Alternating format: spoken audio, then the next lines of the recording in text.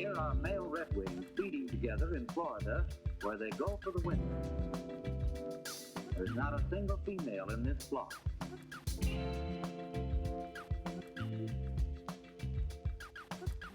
The males arrive long before the females.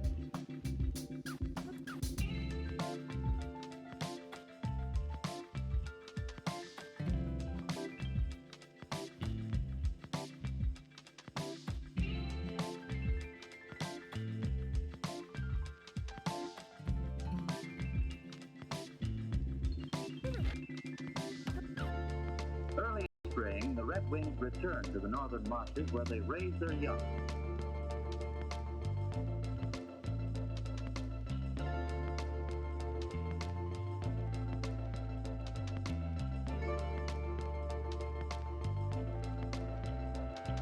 These flocks are a familiar sight during March and early April in most of the northern states and Canada.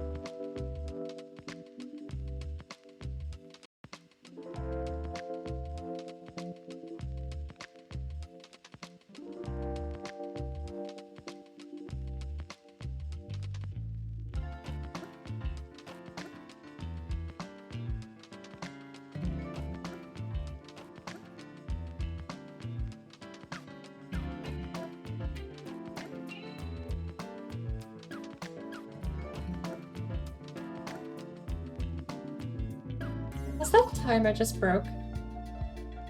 When the females arrive 2 or 3 weeks later, each decides which territory or which male she wants for the summer.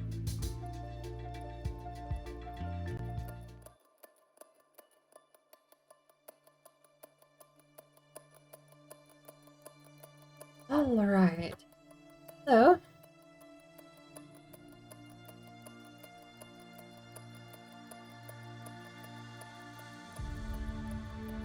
I am a little sad to realize that that player count might be total right now.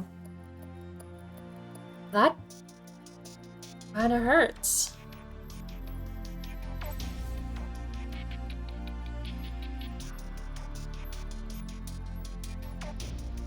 Oh no, the sequel's gonna be an exclusive to Trash Games account.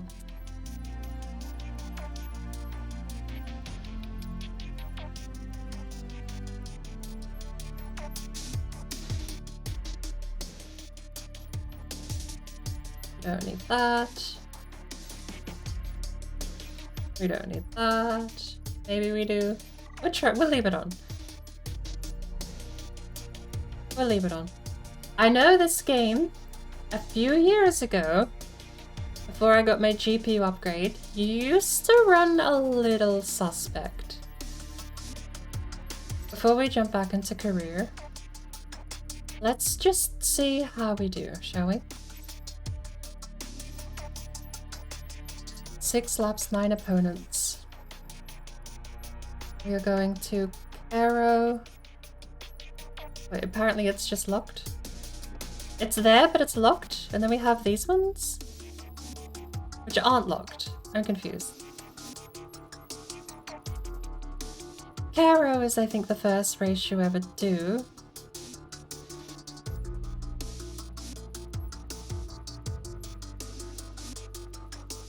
Spinning pipe is a nightmare. Let's stick to Alaska. Never run. Never run. Best time in class 4, 36 seconds a lap. Let's give that a go and see what we can do. Now, what are we actually racing here? There's some nostalgia in these designs. I do quite like this one. It gives a very, now this is pod racing kind of vibe.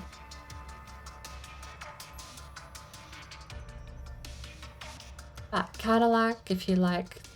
Honestly, I'm surprised Redout the game didn't end up with a model modeled after Redout the movie. I own this. I don't own that. Prototype.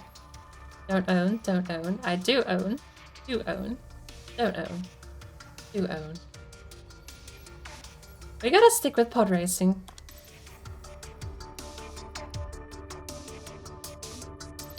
Let's see. How will I remember how to actually drive sideways? We've been doing it for 12 hours in the other game. Can we do it for reals? 1, go. Oh, those frames. Okay, we might have to mess with some settings here. Oh, and I cannot drive sideways. We are running on Epic Ultra. It's kind of working.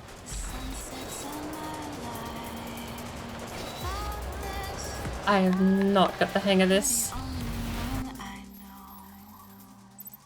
But it's very much effects can go down. View distance, motion blur. I'm gonna turn motion blur off and see how well we do, and we'll drop it to 30 FPS to see if that... Honestly, it's not running that bad at 60. But maybe we make everything a little worse. Post-processing absolutely tanks when you change that. Oh. That can go down. We'll turn motion blur off, definitely. Portals I'm keeping up high. Right, so I do not know how to drive sideways. That much is very much apparent to me. So I think from memory, it's pivot first and then turn in. Yeah, so you gotta pivot first and then rotate. So like that, and you do have to bounce off the walls. That is a mechanic. Not grind like that though.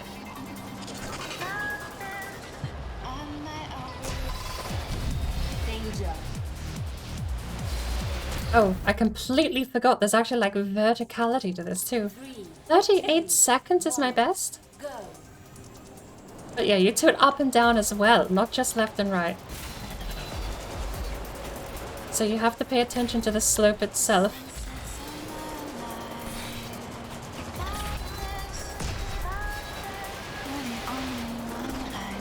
There we go.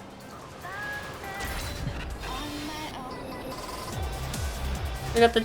Oh, I gotta remember. Tilt up as well. Oh, there's so much movement here. And Redout is when you go down, but you don't go down on the joystick. Good lord. This is a bit faster.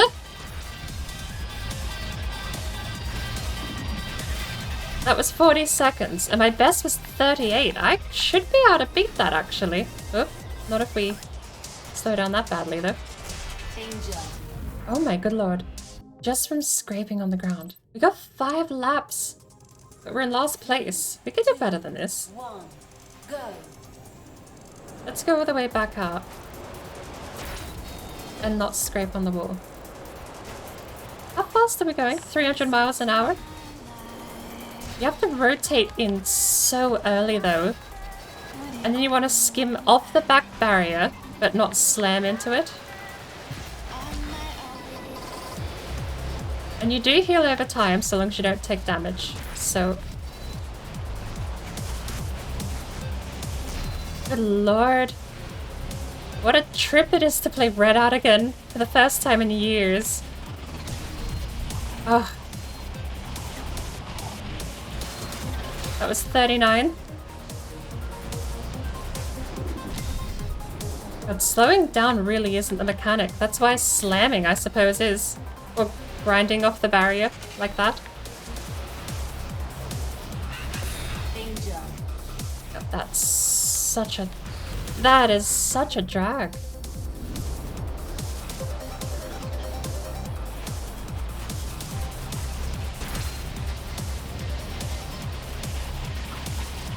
I can't believe this is one of the slower vehicles too.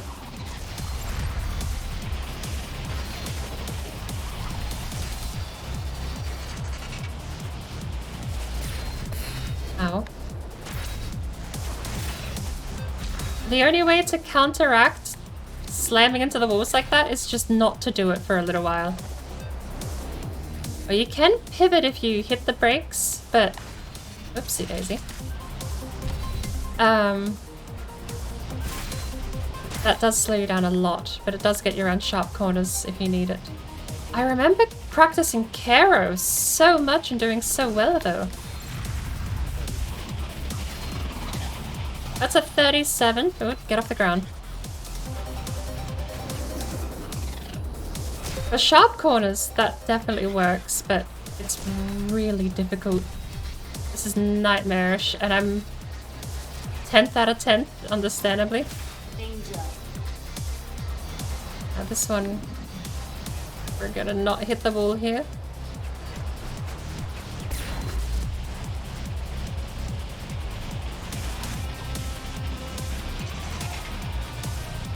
We get a little bit of health back through there, but yeah, this is insane. We did set a new fastest time though, and that's coming in last place, so...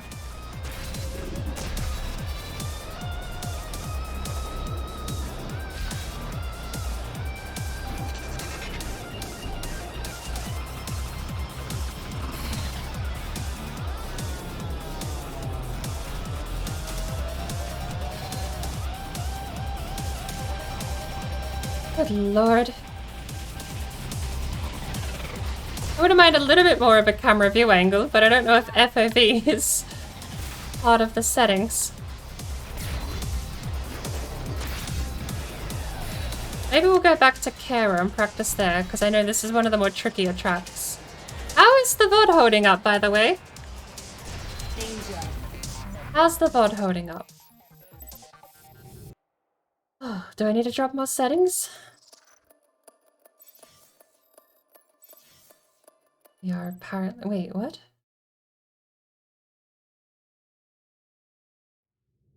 Why are we back here? 3, 2, 1, go. I wonder if not braking, but decelerating helps? Everyone else just seems so fast. I used to be able to beat them. That's it. No, don't restart. I want to change the track. 2. Back. Hang on. No, current track. Arrow. Never run, never run. 41 here on Samoon. Ghibli has 48. Would do Ghibli.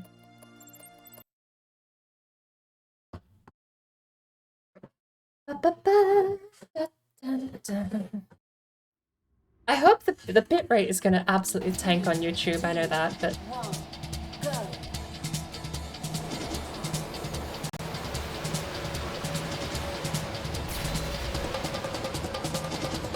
Come on, keep up.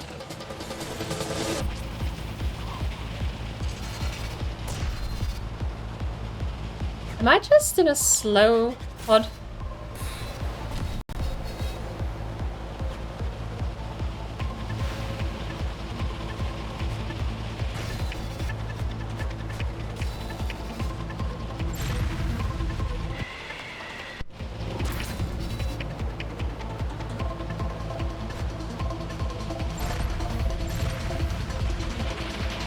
Now I know there's steering into the turn, but isn't there also steering out?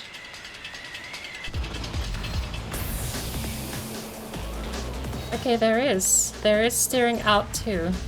I think that's the part I'm missing. There's counter steering to get a better angle around the corner. You're turning in, but there's also turning out. Okay. But that's counterintuitive. So you rotate in, but then... Okay, so no, do you rotate out and then in? Do you pivot and then... Because it does pivot, and then you can skateboard in sideways? God, that's so bizarre to try and get the hang of when you're not actually remembering. But we're kind of keeping up to the back of the pack at least. Because yeah, skating in doesn't seem to be working for us. We keep going wide. That's a 51.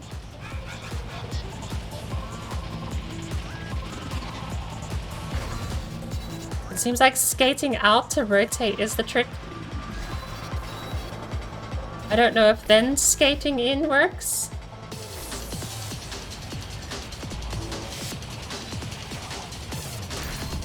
Maybe.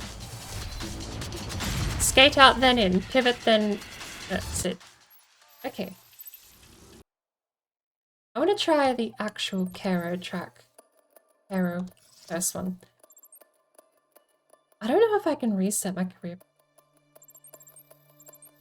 And let's actually have a look here. So, obviously we're racing class 4. And there are upgrades here. Wow, okay. Turbine upgrades do just make you straight up faster. Energy pool, recharge speed. Structure. I'm too poor to get any of them. It's fine. 6 laps, 9 opponents in the beginning track. Rob, welcome in. I never played F-Zero, but I always hear people reference that when talking about zero-G races. Or anti-grav races.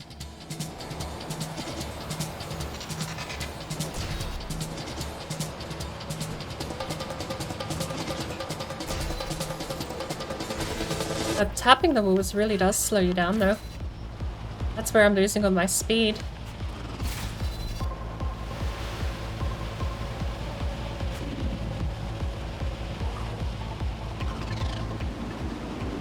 There's gotta be a fine line to thread here between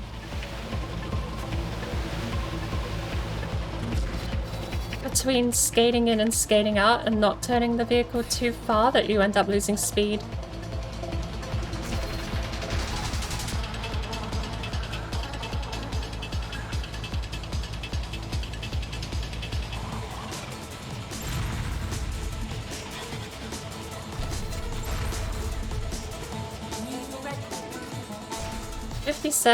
Oh yeah, I haven't set a time apparently, which I know is a fat lie. I gotta stop bouncing off the walls here. I feel like skating out then in is the tactic though. So long as you don't hit the inside wall like that, I guess. But we have definitely lost the crowd. Can we get a sub 50?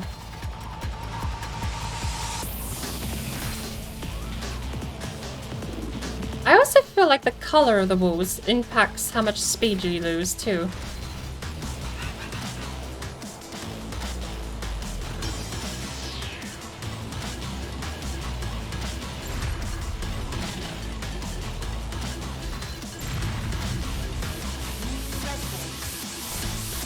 Sub 50 is definitely possible considering how much time we're losing. We always run wide here, so let's keep it in. And we can attack the corners pretty quickly here too. We don't have to be scared of hugging the inside line because we go wide a lot. Except for there. Except for that one. Maybe not that one.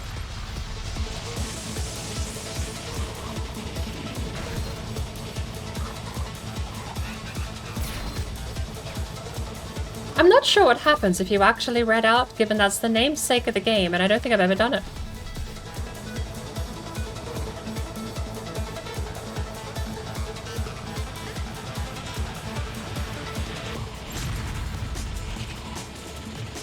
God, I keep hitting that barrier. 53.7? That doesn't look like we improved at all.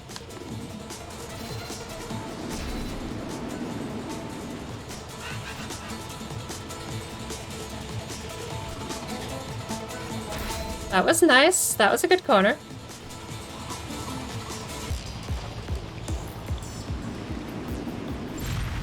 It is. It's kind of just like drifting from... What's it called? Oh, we were just playing the whole day?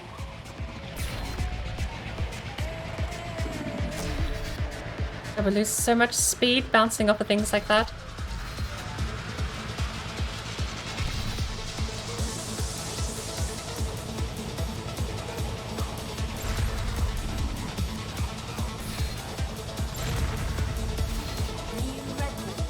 $51.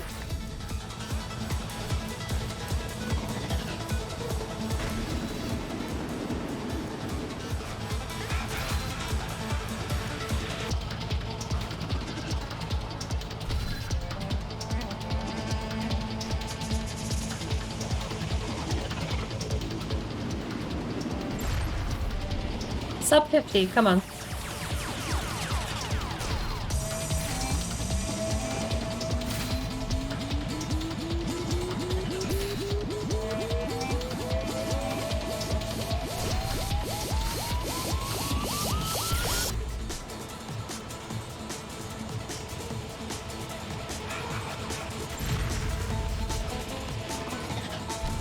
The angle you attack a corner at is so important, wow.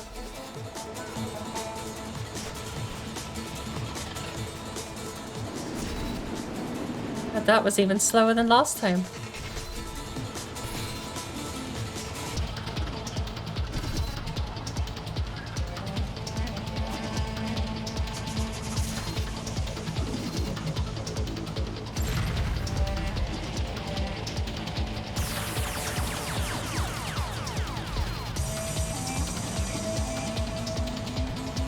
Coming in wide and attacking shallow seems to be super effective here. Oop.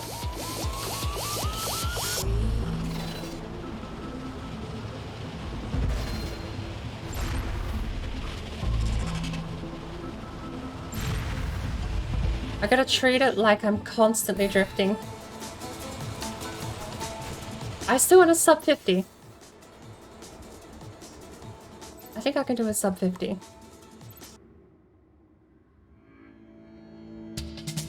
3, 2, 1, go. I also don't know if there's a bonus to accelerating at the right moment there.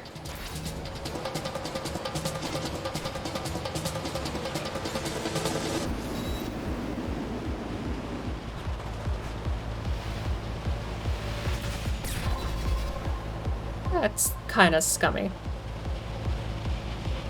My own fault, but still.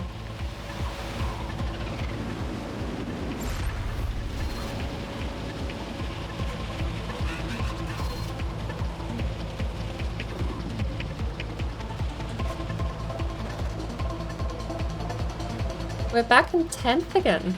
I don't know what I need to do to keep up, or if these guys just have upgrades or something. I don't think I'm doing terribly. I know I used to be able to compete with these settings, because this is what I had years ago.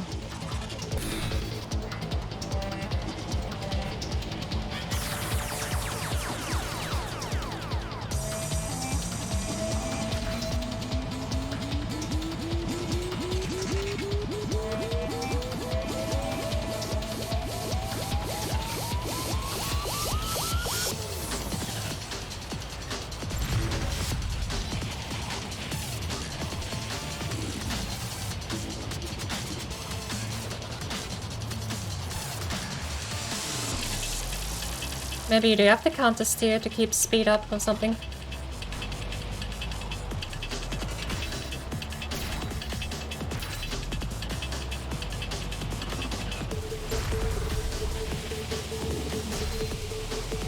Or maybe it's less turning when you don't need it.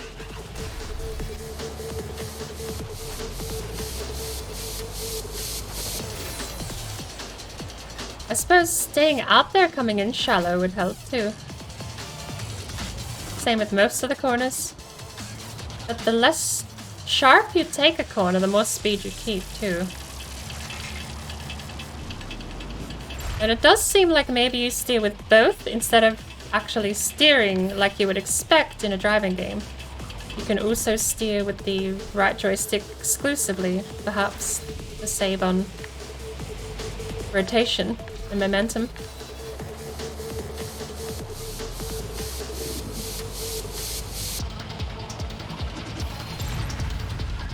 The left stick is still the way you point, so you still need that to turn, but...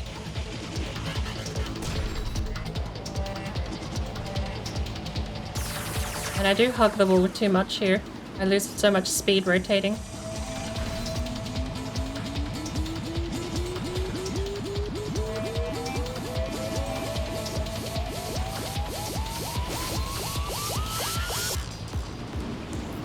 But you can kind of almost keep that corner without even rotating the vehicle.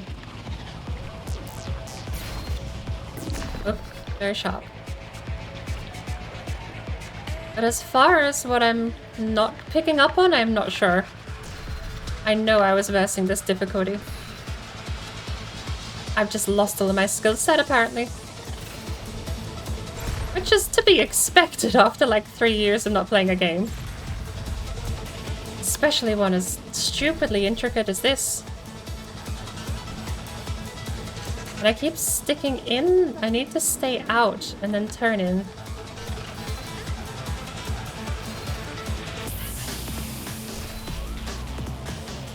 We keep catching up kind of here. Someone keeps sucking a little bit at that part of the track.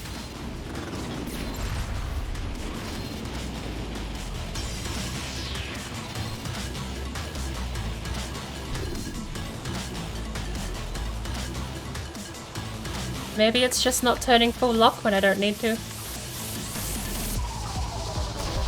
But you need to so much though.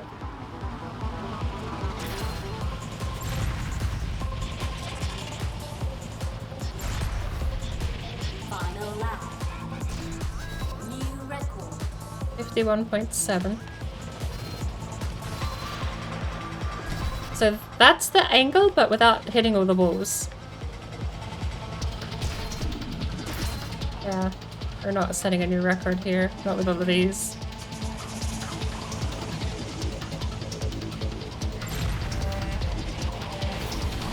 Oh! I have a boost? Wait, this whole time I've had a boost and I've been wondering why I'm in last place.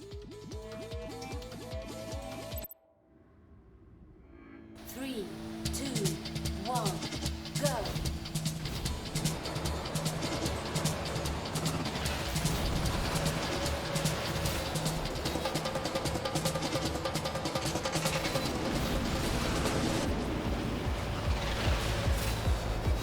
Come on.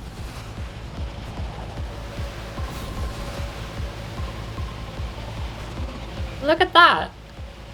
Isn't that a night and day difference?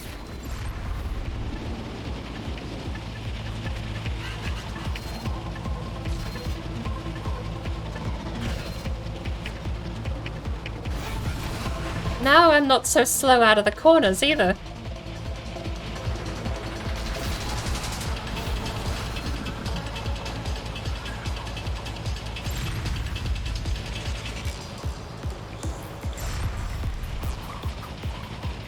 Ah, that was terrible.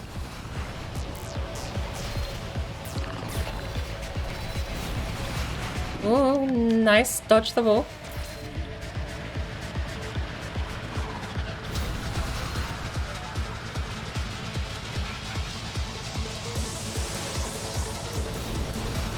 God, that makes handling so much easier too.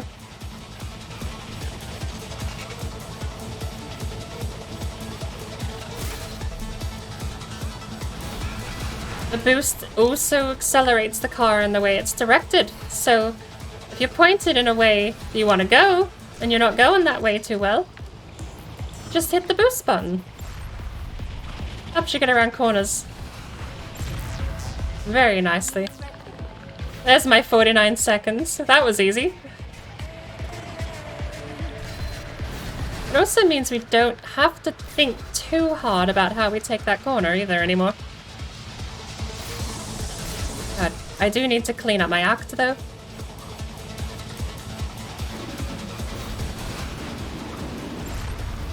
Explains so much though.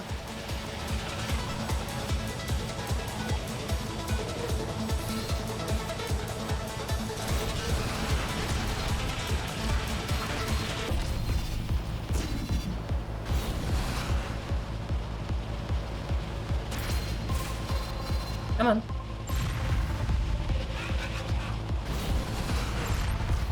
Stop touching the walls.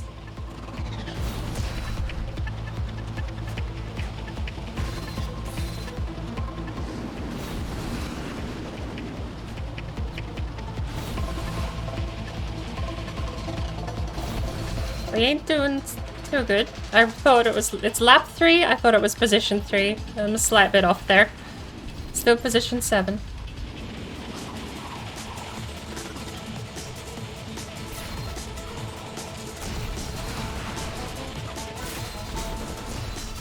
get off the walls, though.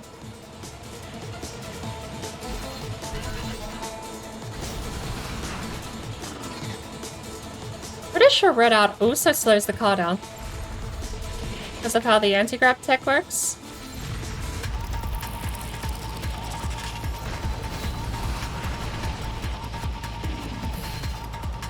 I really need to figure out how to take that outside line better.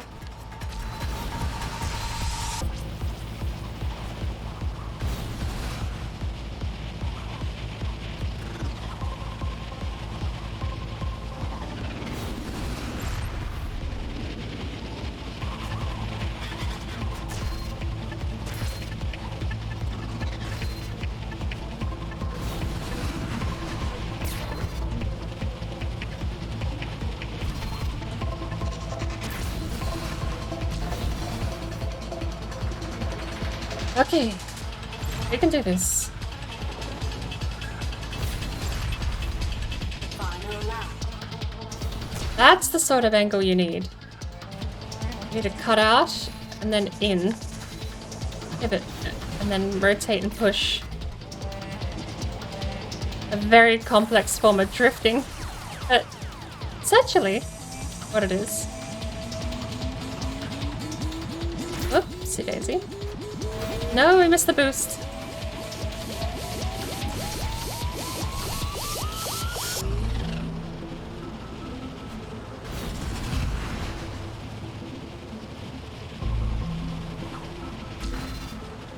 Was F-Zero twin joystick?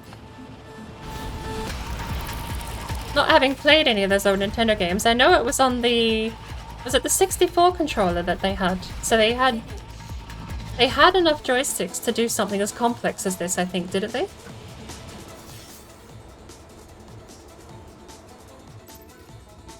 Not last, though.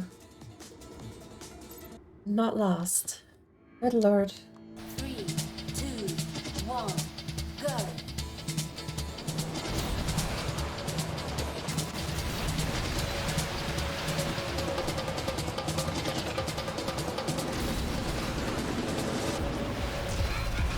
We can stop bouncing off the walls. We can keep this position, but staying ahead of everyone is insane. They just drive into you. We can get a good start. We're not slow. 2, 1, go. We're gonna do bonnet view. Oh, that changes the field of view too. Good lord. We are so zoomed in now.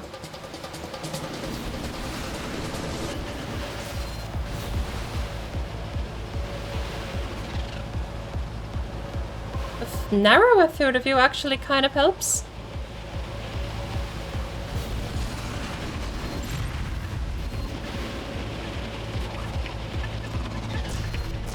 Ah, it doesn't help me see too much better though. We're throwing it all away now.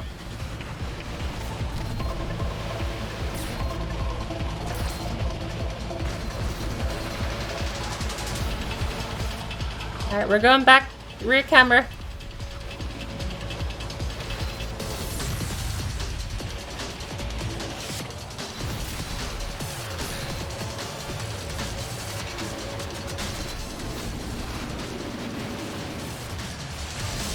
I refuse to believe that AI is actually handling that well around these corners.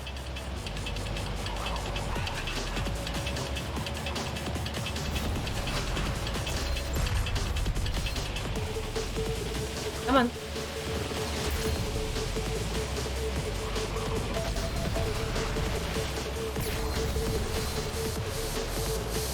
They're definitely crashing. They're just driving better at the moment.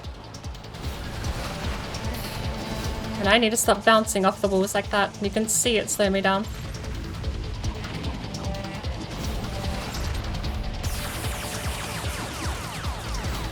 It's 49.5. Not enough boost to make that exit.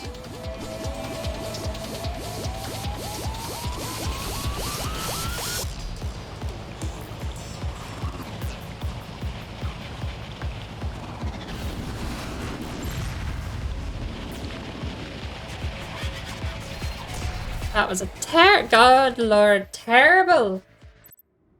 Well, Because in this, you've got almost like an 8-axis control scheme. You've got the sideways shift and then the up and down shift. But then you have the rotate and pivot. So that's just your regular turning. Oh, for the love of...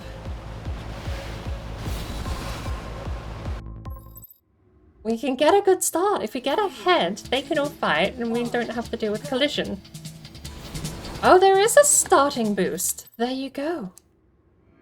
3, 2, 1, go. There is a way to get a benefit at the starting line. There you go. We learnt.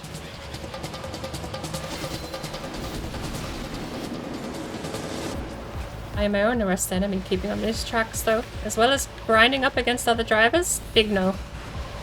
Leave them alone. I need to go around, but it's so hard to keep a visual track of where they are. The HUD does not help with the giant numbers blocking the track either.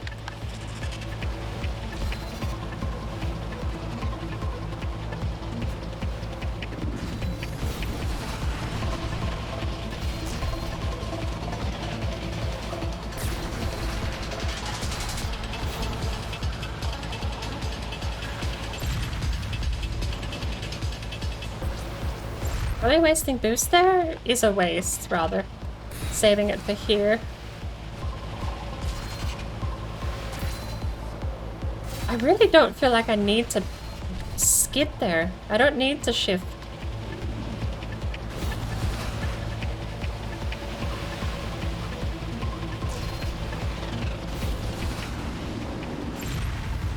Sometimes it's good for handling, but there are times boosting is good for handling. Good lord. But there are times where I feel like it's way more useful to get speed back after a corner or two.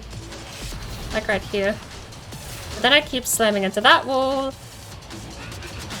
And I just make the situation worse. I need to save it when we're actually on the straightaway. And here.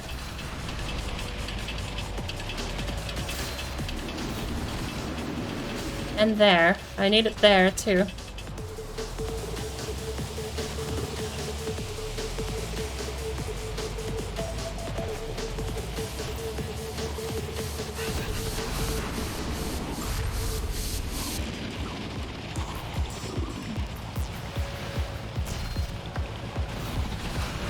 I can't let boost go to waste. I definitely need to be utilizing it.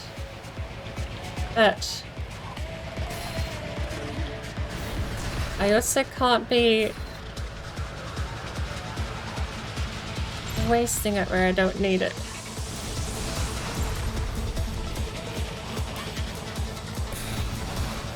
What, a 9.5 again?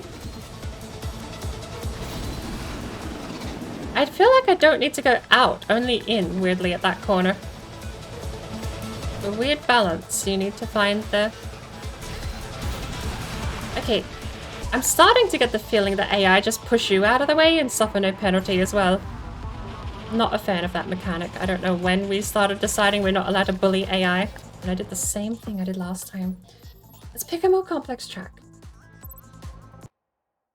We've got the hang of the basics. We need to now figure out how to manipulate them properly. So...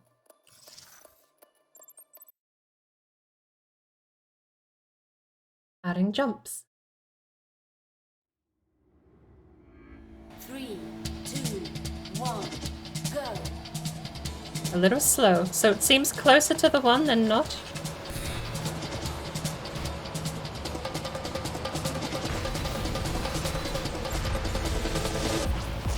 But you really do just get pushed out of the way. That's not a good fun mechanic in any game.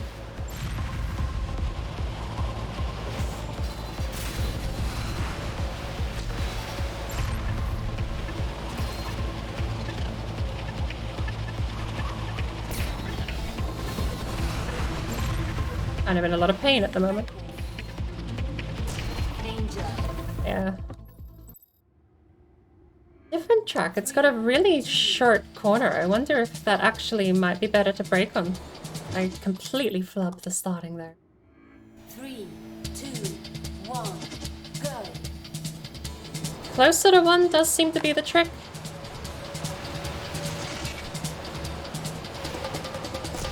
That one's not a slow down one, that's for sure.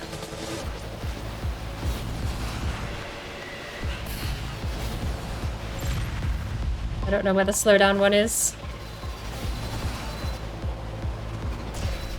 I missed the boost! Here it is.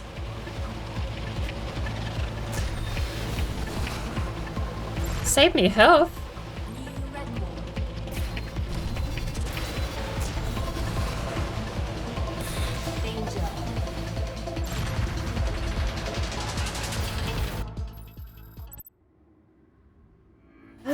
I need to get out of...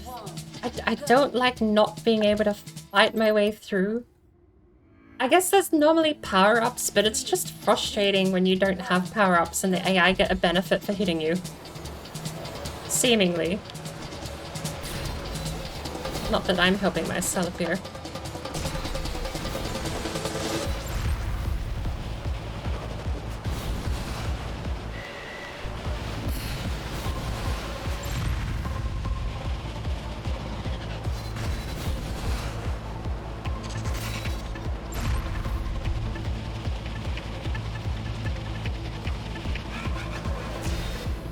Oh, that slows you down so much, actually. Wow.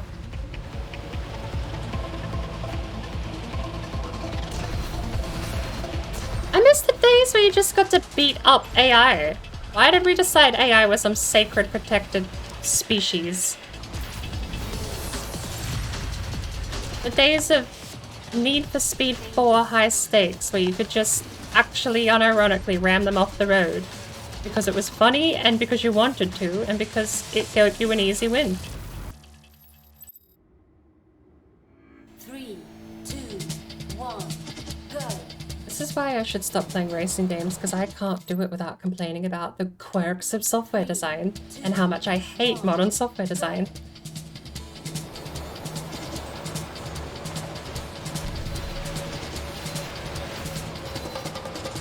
I mean, it seems weird to say that the simulator genre of racing lets you bully AI more than the arcade genre. 2, 1, go. That was very slow again.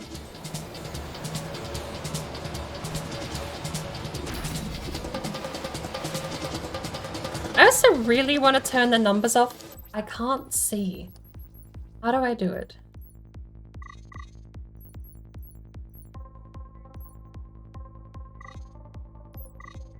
Chip HUD, screen HUD. So it's everything or nothing?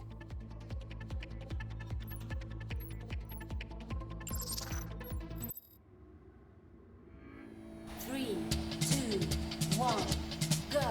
But at least, like, if I boot up iRacing, I know I can pit maneuver the AI in my offline mode. I know if I boot up Race Room, I know I can pit maneuver the AI if I want to in offline mode.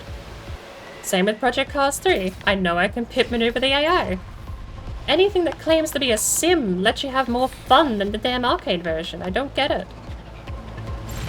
Why was it decided that the fun version, the arcade mode, was meant to be not fun?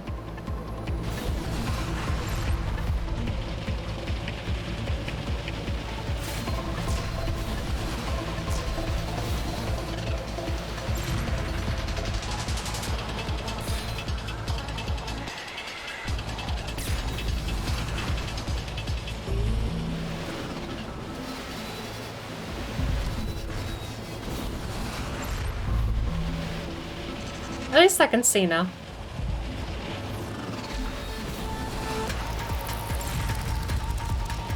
record.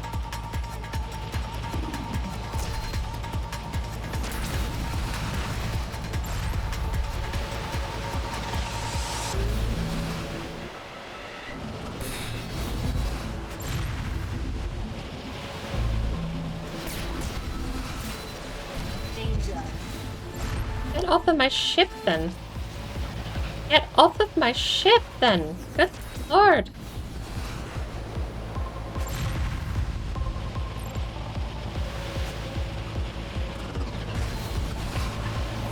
Danger.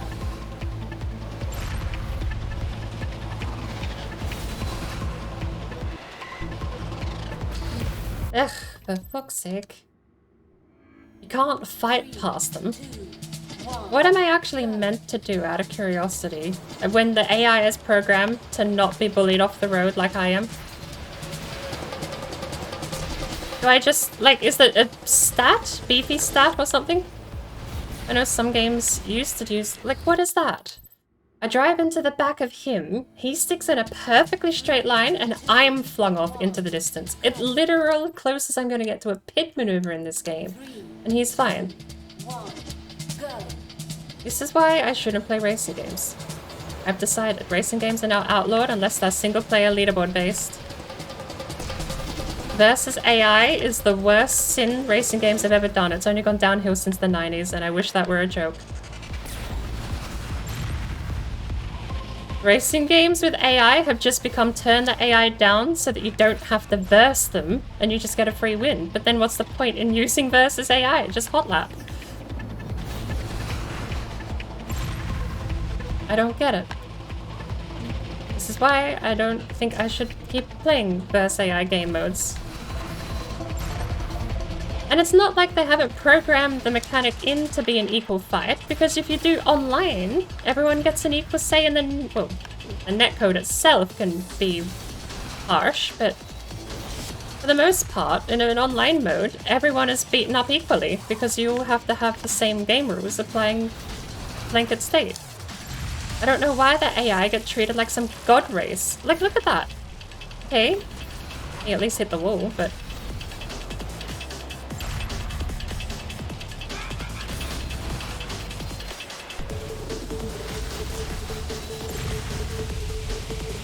maybe they're not so godlike when it's a 1v1. Need a heal.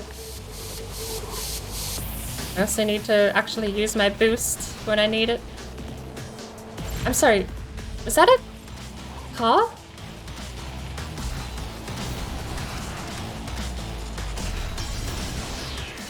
Are we in first or second?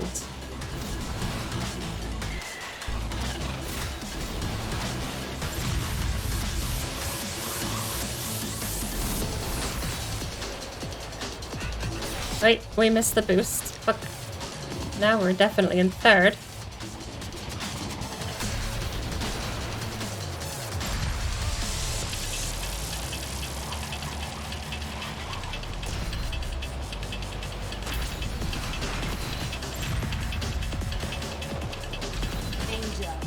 I know. Hey, now we're definitely losing positions to this. I know! Shut up! I have a HUD for a reason.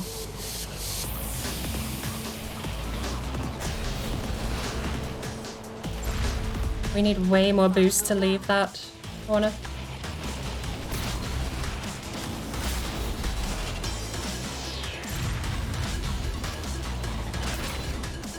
Boost generation, kind of more important than I originally thought. Ah, for fuck's sake.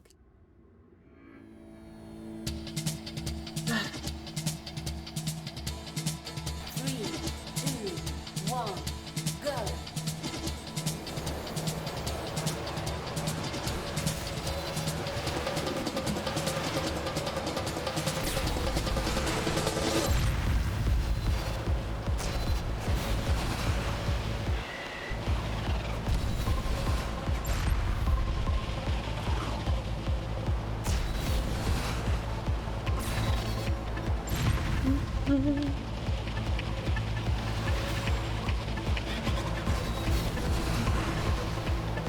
need so much more boost than that, or maybe just a fire later, perhaps?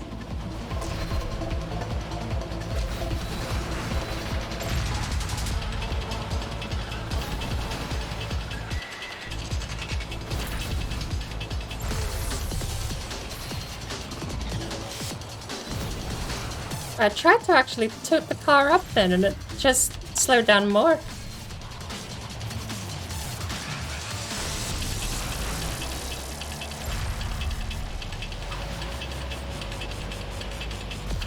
No, get off the wall.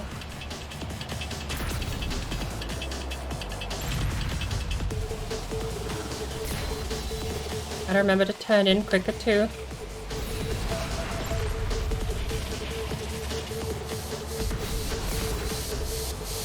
Someone died. That works in my favor.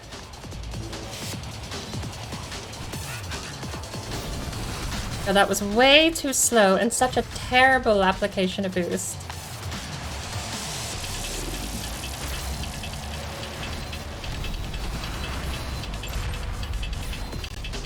We are not ready for career mode. We are not ready for this game. 3, 2, 1, go.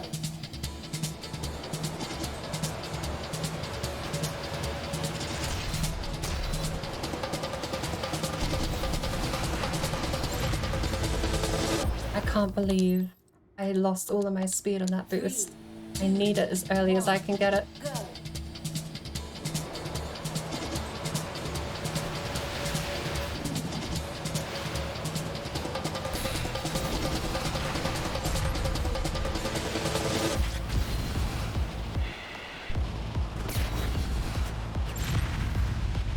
Let's try and use boost as little as possible here.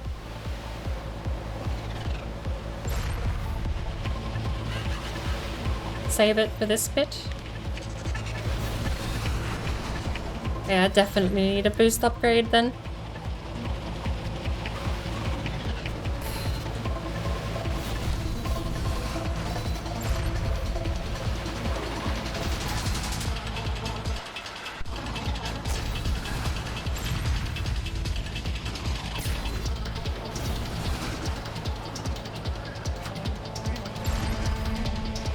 Oh, I still hit that. Nice.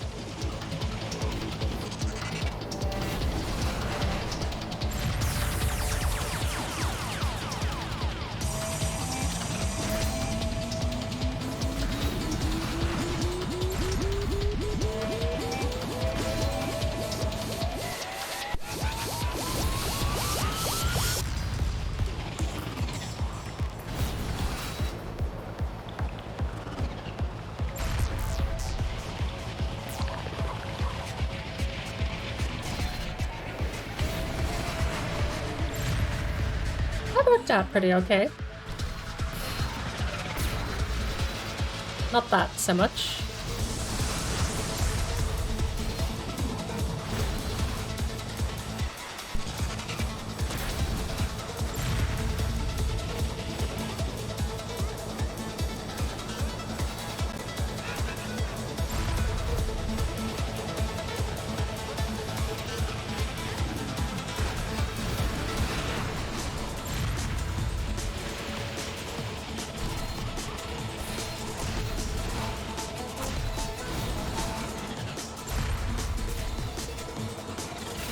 Oh, come on, get up the walls.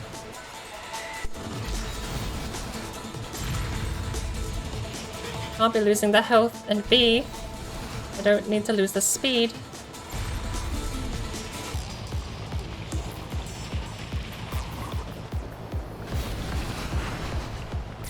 Ah, missed my turbo, I need that.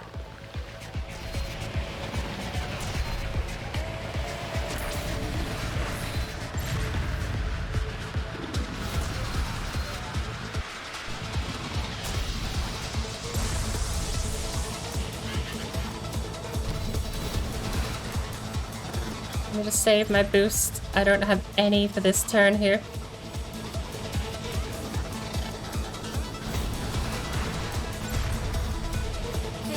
What did we do? What did we actually finish? 30 seconds on the final lap. Gold medal. Damn, what? Damn. Wow. Okay, out of nowhere, I just turned the HUD off and win a race. Yeah, I did restart like 7 times before I even tried there. Fastest lap and first place. Okay.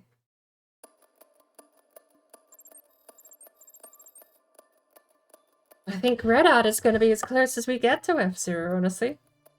And it's here. The sequel, I think, is a Epic Games exclusive, though. Judging by the fact that this one now needs an Epic Games account, which is also probably why the player base is completely hemorrhaged.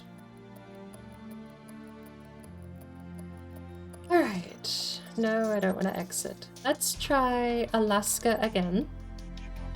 Where was it that we wanted to beat? Vertigo, we managed to get a 36,640. Let's try that again. Made all the food for the Sunday stream? Nice.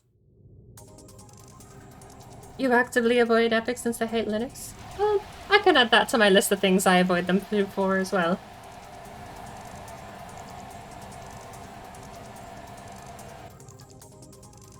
Like, honestly, a couple of years ago, I would have probably laughed if you said that there would be a gaming company that made EA look justifiably good.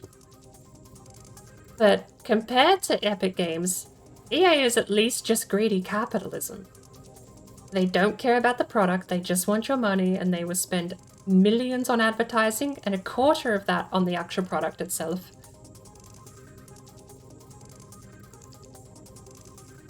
And then complain because they're not making enough millions out of their multi-million-dollar project.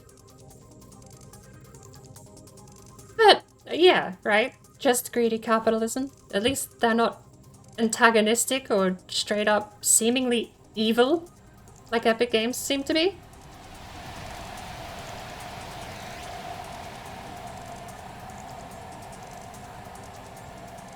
But this game now needs or has the option to sign in using an Epic Games account, which I haven't done. Which I assume means the sequel might be an Epic Games exclusive, because what's the soccer car game did the same thing, and you can see I love that the first patch that the soccer car game did after moving to Epic Games Store was change, like in the menu here, if we go back to the main menu, you'll actually see player's number, host's number. The soccer car game had the same thing. Then they moved to Epic Games Store and they got rid of the number because it went down, like absolutely bottomed out on the new platform. I don't remember what the initial reports were, but I remember seeing it way under half. 3, 2, Rocket League, there you go. 1, go. But yeah, they changed it for a player base high, medium, or low. What? How many? Oh, we don't know. High, medium, or low. You don't need to actually know how many people are online, do you? I mean, you don't. Devil's advocate there, but it's a cool stat to see. And I'm very sad to see 9 players on Redout. But it is kind of an odd game. As much as I dislike Epic Games Store, the sequel will probably have more of a player base over there on it at the moment.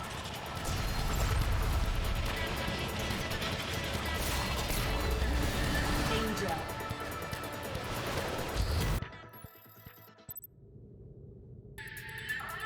Dinner time? Go 3, soon. 2, Not that late for me yet. go. But I do have to go very soon. I won't get too many more races in, I don't think.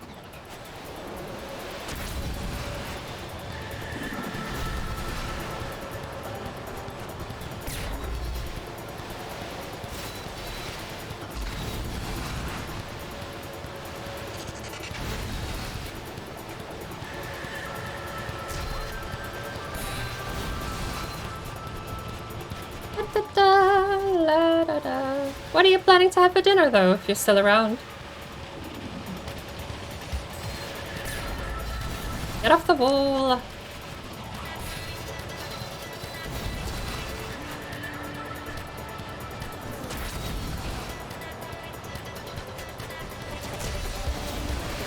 I think there was another anti-grav game out there, but I don't remember the name of it.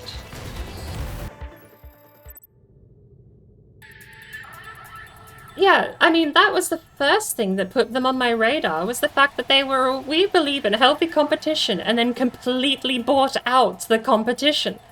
Instead of offering competitive prices and a better service, they just said, fuck you, use us or else. I don't take kindly to blackmail. So I've just blacklisted that store entirely and any of their products and services.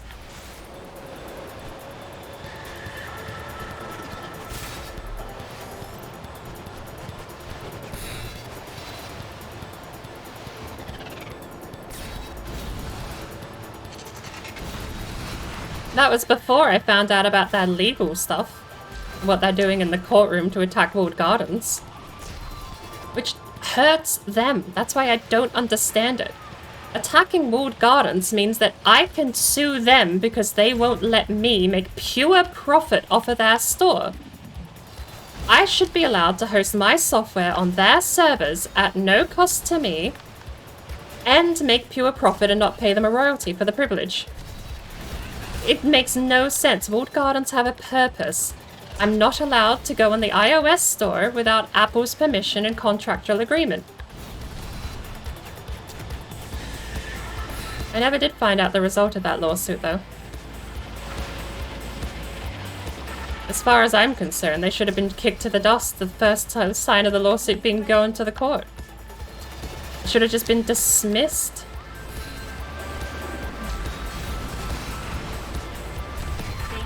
Well, of course Apple has a monopoly on the iPhone. It's their iPhone. I have a monopoly on the software on my computer. Epic Games does not have the right to put software on my computer. The same way they don't have the right to put software on the Apple iOS store without a contractual agreement. I mean, shit. Even games you play on your computer come with contractual agreements. It's like the beginner's book to using products and services, and they were like, no, we don't like that lawsuit time.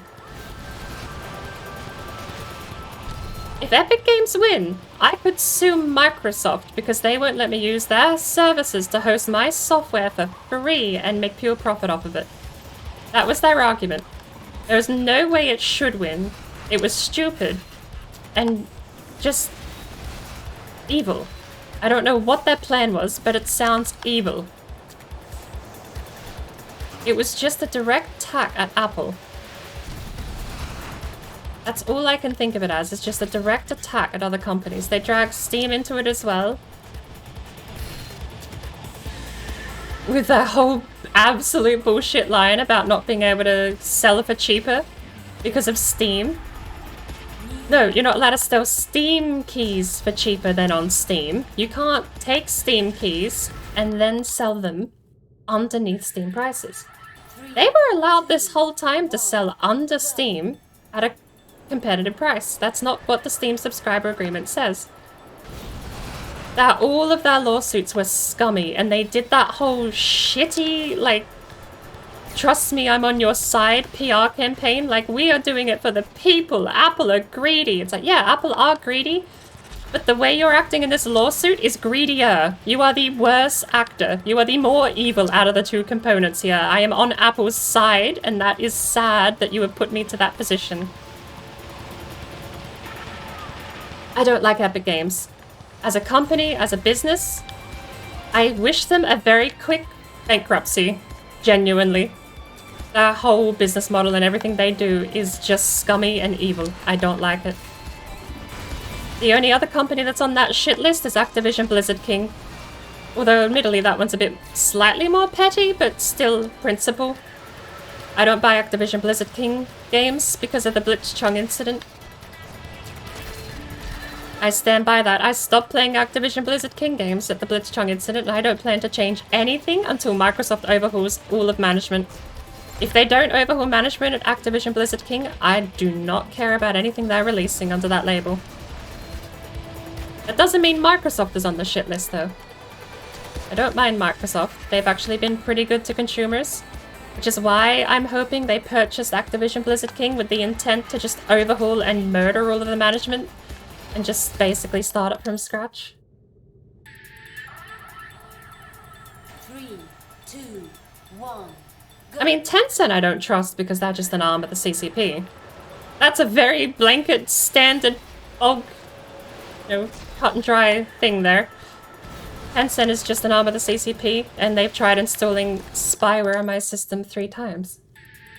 3, 2, 1, go.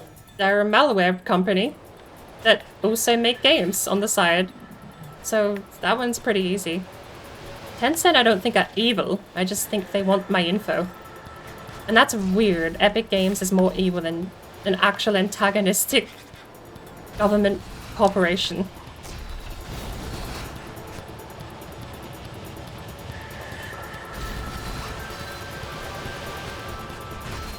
possibly antagonistic. I don't know. I don't know why Tencent keep trying to get my data.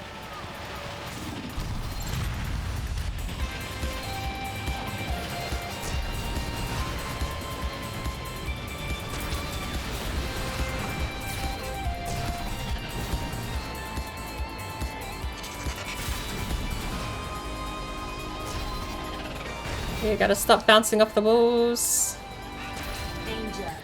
Yeah, I know danger. Look, you don't have to tell me when the HUD explains it already. Can I please turn the lady off? I want the lady gone. Why is she there screaming at me all the time? I don't want to listen to her screaming at me what I can already see. There's no option to turn the lady off. Why? Go. Why is the lady compulsory? She is redundant. She's more repetitive than Hugin and just as bad. There, I said it. Hugin has someone worse than him.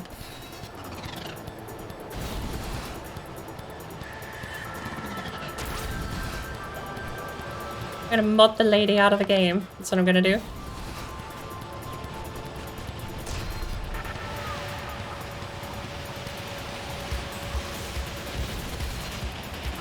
Nice overtake maneuver. He took it back. Nice. I gotta remember there that I can't skim the ground like that. It's a massive time loss.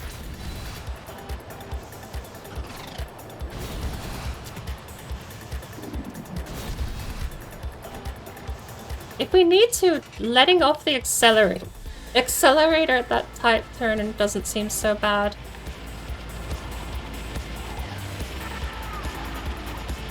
Alright.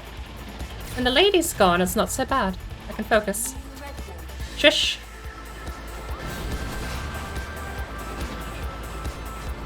I gotta remember I can actually make that turn too.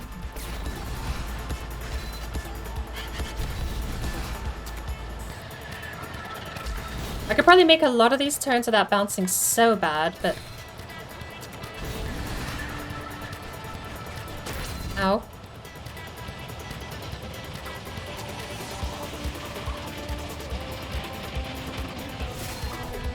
I know a lot of people in the Steam versus Epic fight said, oh, you just like Steam because it's what you're used to, but...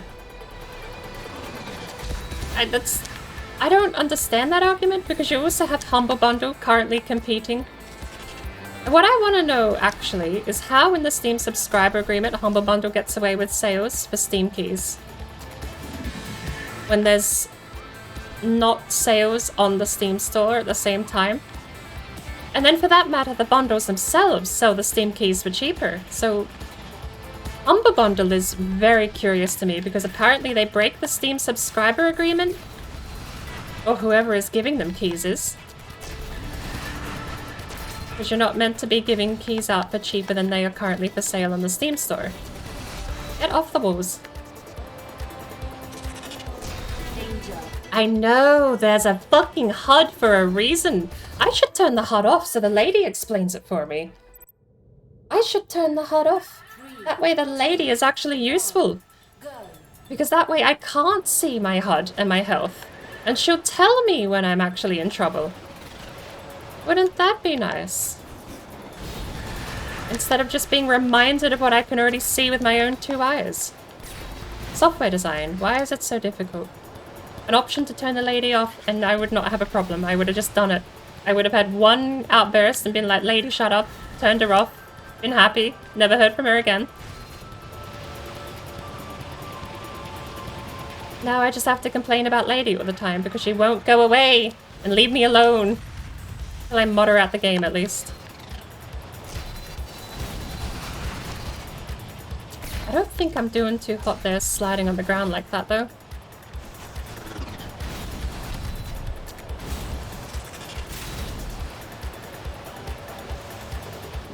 This is why I shouldn't play single player versus AI games because they all get on my nerves. You just want to drive, you want to go fast, you want to clean race, you want to do well, and you can't get it outside of an online lobby for some fucking reason. Even then the lady would still follow me into the online lobby, wouldn't she? See, she's quiet now. Why can't we just have the quiet lady all the time? Ow. get off. I don't have a lot of health here.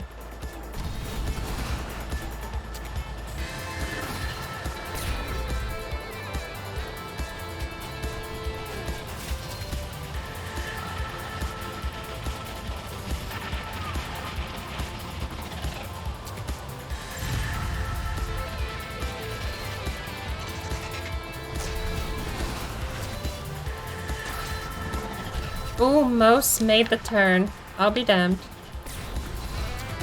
Danger. Yeah, I have a HUD. The red bar on the side. I can see it, and it doesn't stop anything when you nag me that I am about to die. It just adds insult to injury.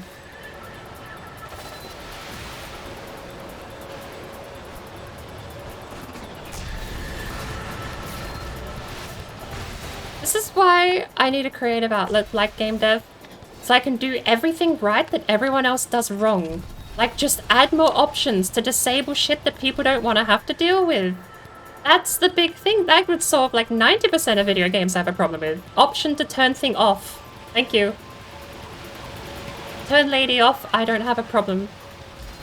We figured out the driving part of the game. Now it's just not crashing.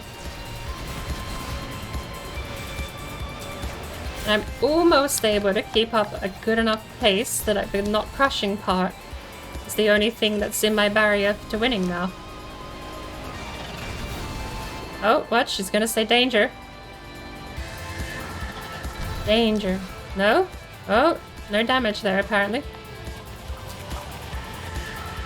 We get enough health back that we can actually make a lap without dying here.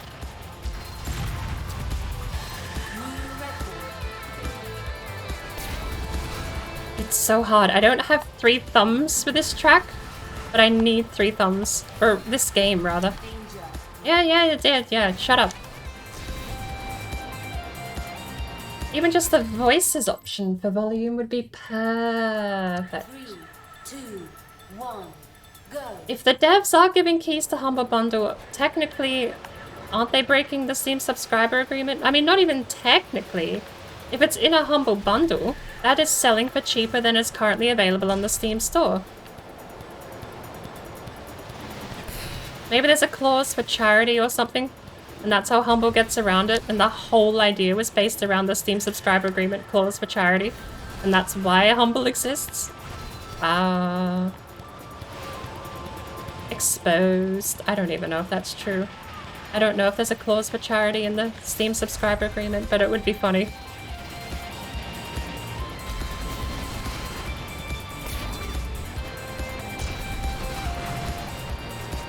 When I read it again, I'll let you know, because I'll likely be reading it in a year or two. Properly.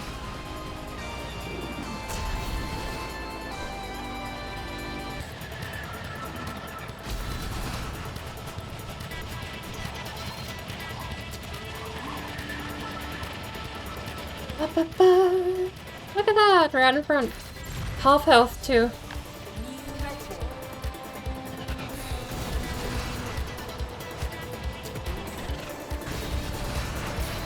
Oh, get off of the walls. Danger. Yeah, I know. Crazy how you telling me does fucking nothing. 2, 1, go. I love this AI single-player racing games. It's why I've spent half of my life playing them. When I was a kid, I guess I was too stupid to realize how bad AI had got, or maybe it's just gotten worse. I mean, it's not even the AI I'm complaining about, it's just the game design at this point. I don't like the lady, I wanted to leave.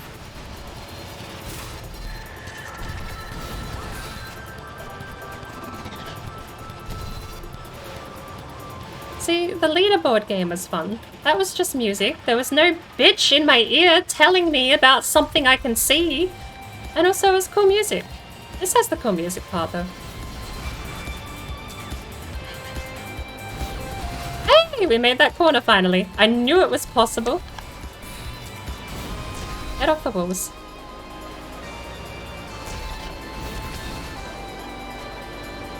I'm driving worse because I'm not even paying attention to the game anymore. I'm more upset about just waiting for the lady to tell me something I can see. My eyes glued to what information I have on screen, and she's just reminding me about all of the information I'm looking at. I don't know why that was part of the game design.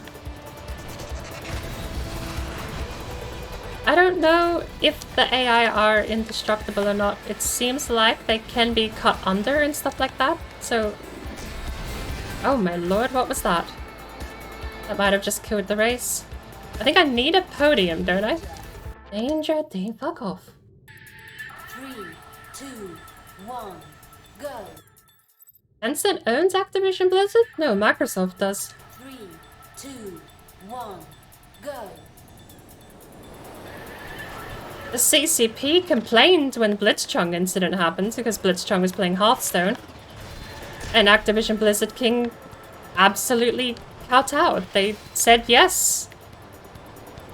Masters CCP government, you can absolutely tell us what to do as our business practice. In what should have been an international crime was Hong Kong.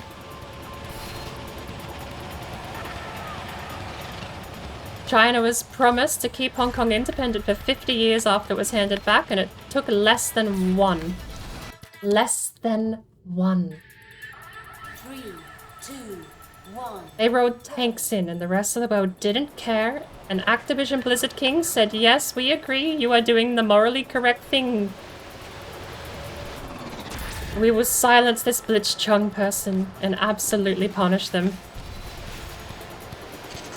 Tencent might be partnered with Blizzard though, not sure. Usually there is money involved if something like that does happen. And who knows, with how invasive Overwatch 2 is, maybe Tencent's behind that too.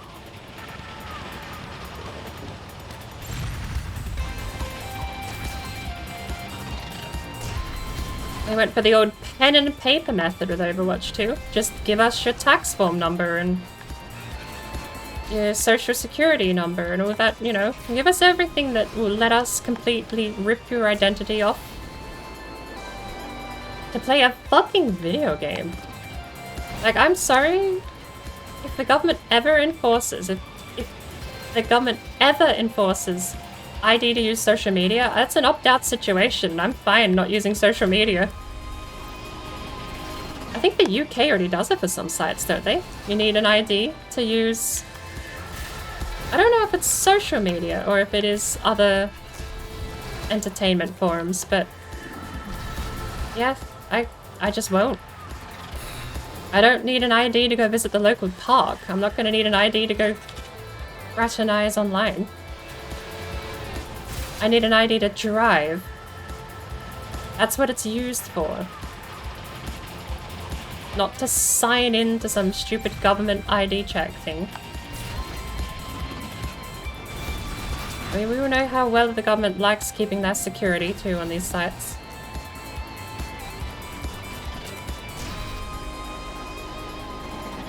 Closed as tight as a soggy sock. See, I thought this would be fun. I thought I'd be able to get the sideways car driving out of my system, and instead I just end up hating everything, complaining about everything, and I've become a bigger bitch than the AI talk person in this game. At least she's been quiet, though. I like when the AI lady's quiet. That's the best feature about her, when she doesn't speak.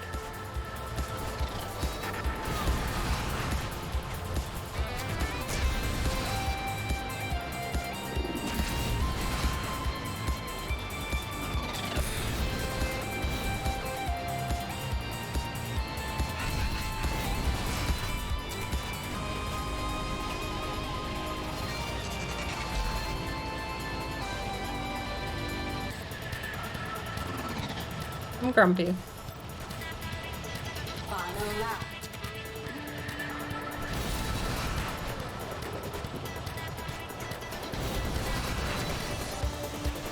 You know what's even funnier? If I hadn't turned the other HUD off, the solution I mentioned before, turn the HUD off so I can't actually see the information being presented to me, right? If I hadn't turned the on-screen HUD off, I would know it's the final lap already before she said it. Because I'd be keeping track of my position and lap timer.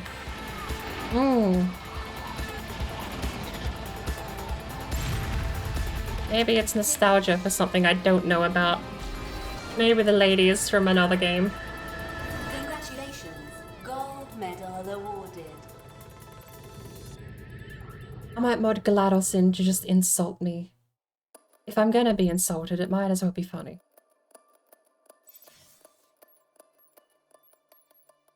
What are all of these then? Why are they all grayed out? DOC?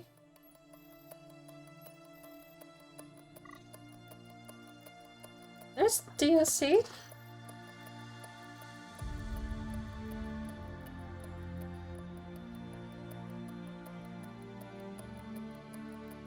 I remember owning all the DOC.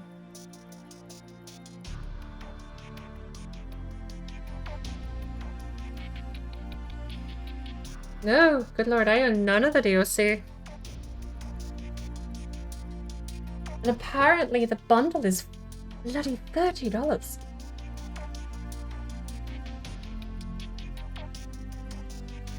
Still.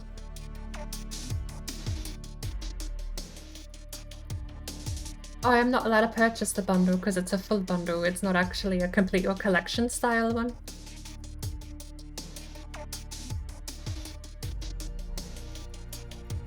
Okay. I didn't realize this game had got so much content over the years. Oh, and I got a new paint job, Dark Ruby.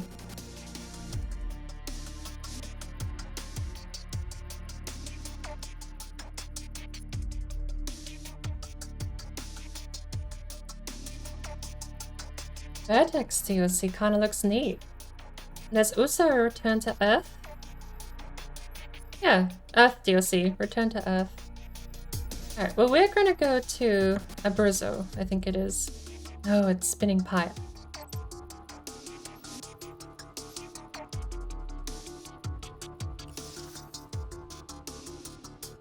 It'd be nice. We'll try and do a career race. I need to just... Got it out of my system. How do I set that from the VOD? It's not gonna work because we're gonna be immediately annoyed by the same things again. Again, I think this is why I should blacklist Verse AI racing games. Oh my good lord.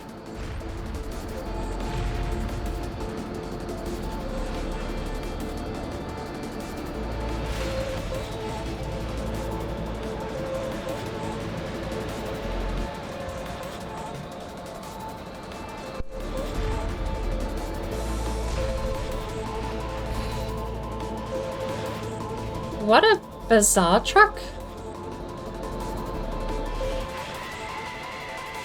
Oh my good lord. Okay, it directed us. It knew what was going on. I know there's one of these tracks too that actually don't have barriers to bounce off of, so you have to be careful in certain zones. Ow, ow, ow. Glad that didn't actually cause damage. Come on, let's go. Pick up the pace. Oh my good lord. Oh my good lord.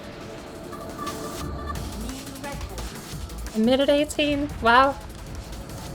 Let's try and stick to the pod view, shall we?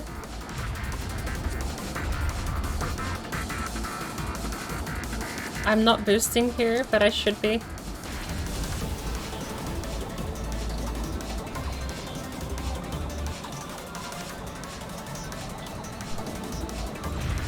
Pretty sure hitting those rings actually counts as collision too. Ah, the field of view changes. We're gonna go actual cockpit view here and see if that's any better. Nope. Alright.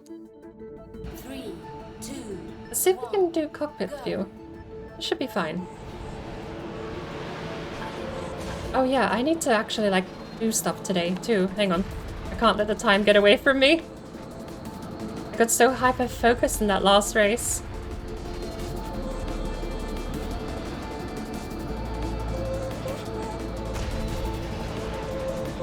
Is bouncing really the best?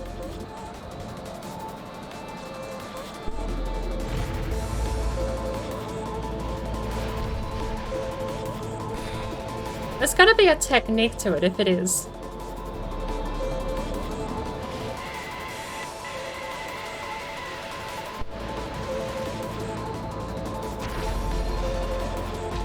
Come on.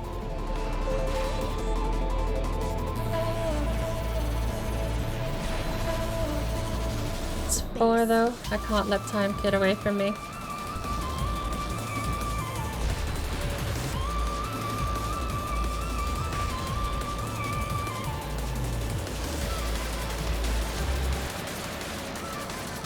Good lord.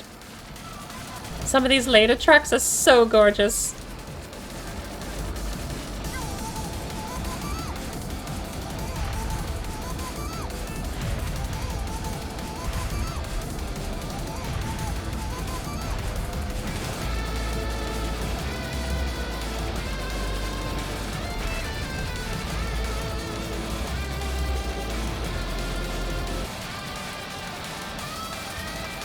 Gotta be careful not to hit that.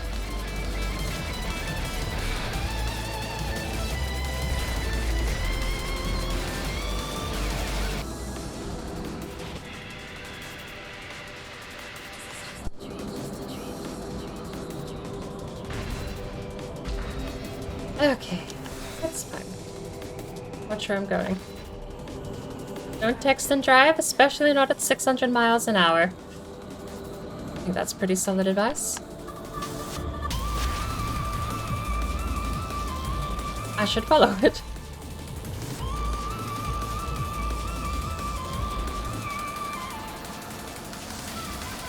But you gain so much speed in the air, you are absolutely motivated to stay in the air for longer. Minute 13.3 recurring.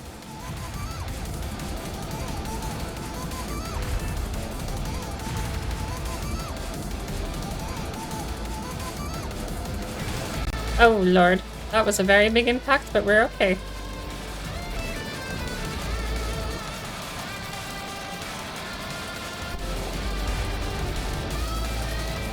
I'm pretty sure there's meant to be a technique to landing too, to keep momentum up.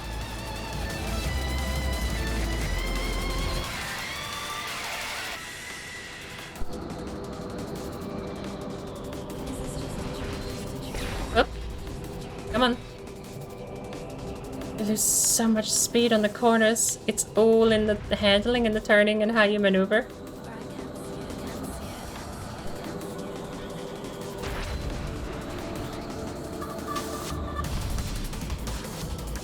Can't believe we went from just without fail, we were getting last place, and now we're kind of playing some of the harder tracks and not seeing AI anymore.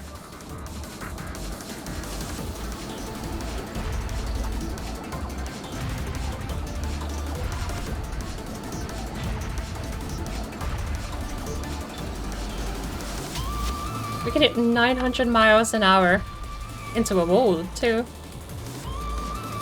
What are these things made out of? They can do 900 miles an hour into a wall.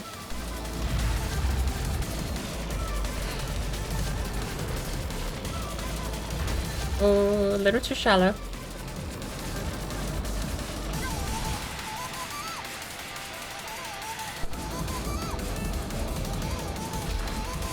I'm turning in too soon now. Weird.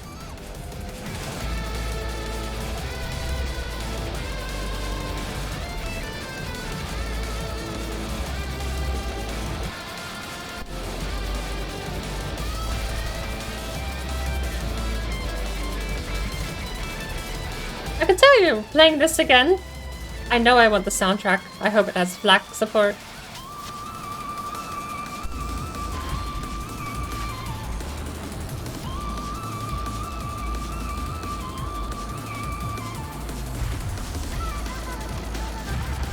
I just had to play some of the harder tracks and I would get rid of both the lady and the AI.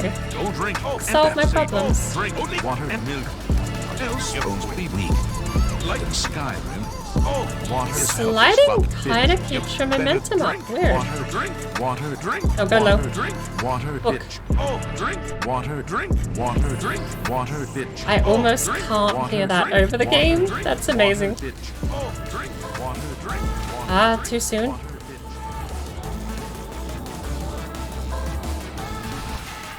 I'll forget, don't worry.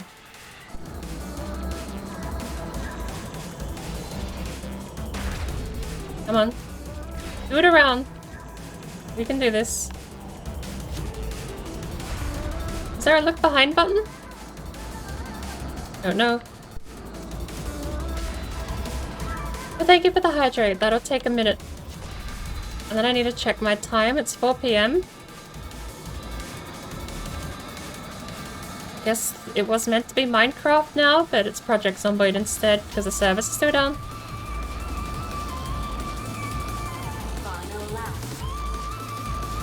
We top out at 700 miles an hour without boost. We top out at 800 without actually boosting. And we top out at 900 when boosting. That's ridiculous. 10 times speed limit, depending on which state you're in.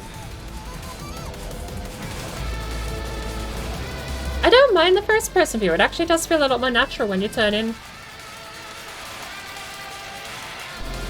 I'm so glad that was not collidable.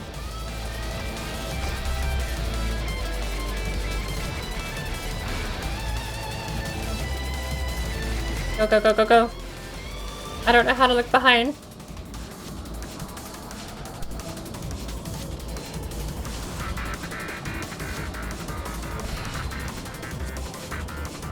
Look at me go! We don't get to see the pod racer anymore, but at least we do finally, after a few hours of becoming a gremlin, finally seemingly have the hang of the game. Congratulations. Gold medal awarded. Oh.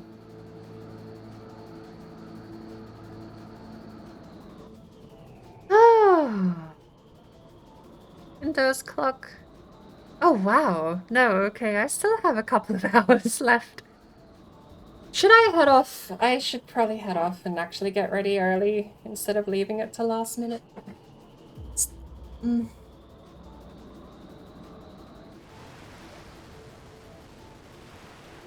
4:09. I have to do shopping. I have to go somewhere else, and then I have an appointment. Maybe we'll end on a high note.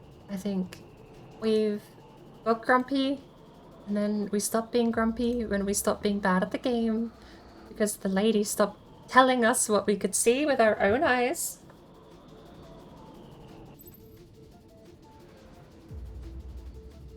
I do need a little bit of more money though. I want to upgrade my pod racer. I'm out of water over there.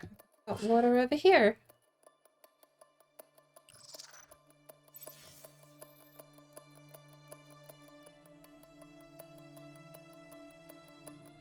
I am getting kind of hungry though. I do need to think of that food as well too.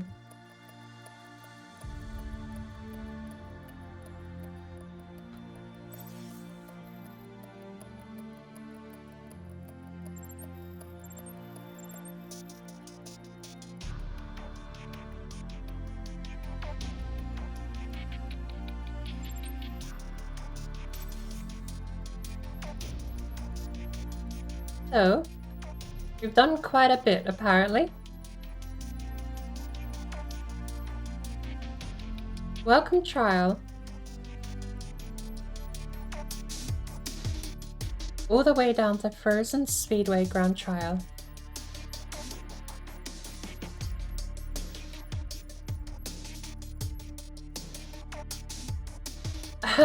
Okay, so the stuff I haven't got is DLC, apparently.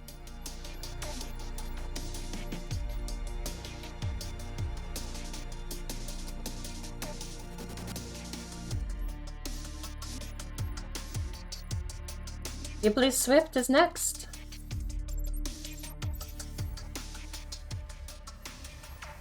Why are we class 3?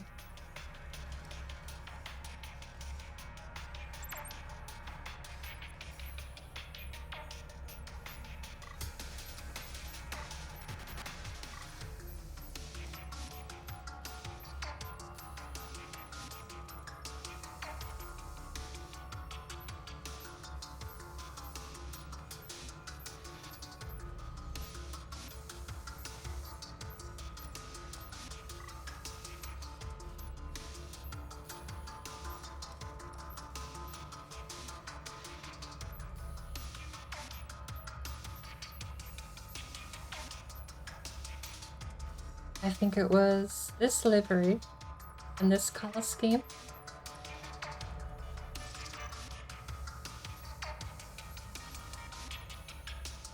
Seems to be.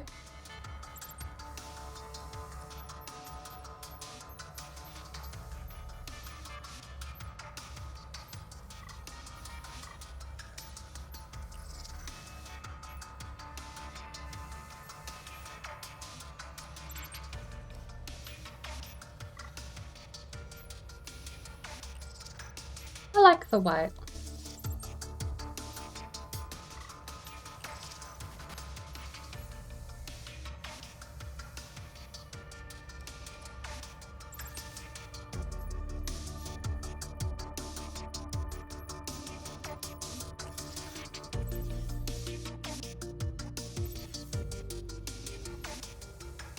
Apparently that was what we were racing. That Usai had no upgrades though.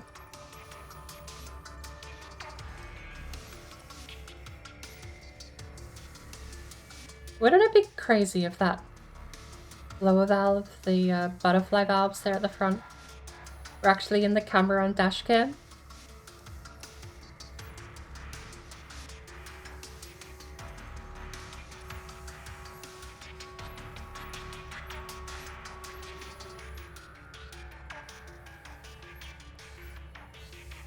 Apparently we've been doing it all in this thing though. I'm gonna stick with this thing. It's got a... yeah, the Mirage has better energy pool, better acceleration, slightly worse max speed. It just has way less grip and way less structural integrity, but I've not been doing too bad with it at the moment. Go time is a 50-second lap.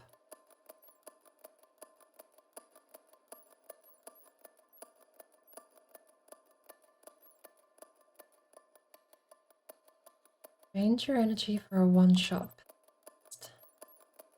Augmented propeller, granting max speed and acceleration.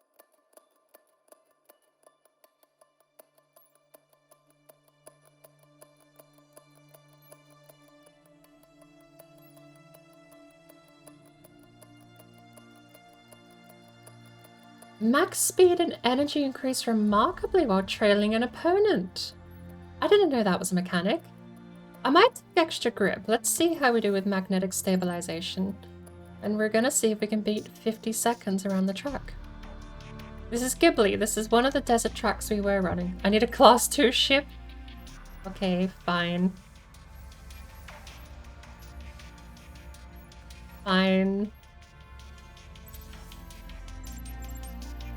But we're still taking turbo and magnetic propulsion. Welcome back, Shrub. Before we start, I'll be back in a very quick second. 3, 2, 1. I said...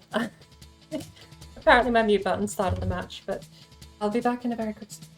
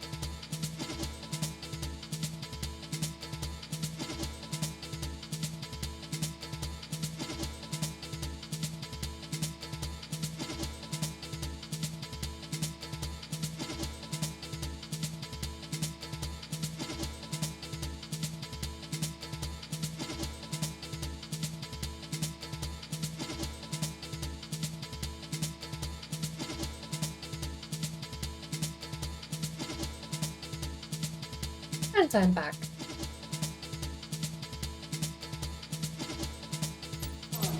Go. So,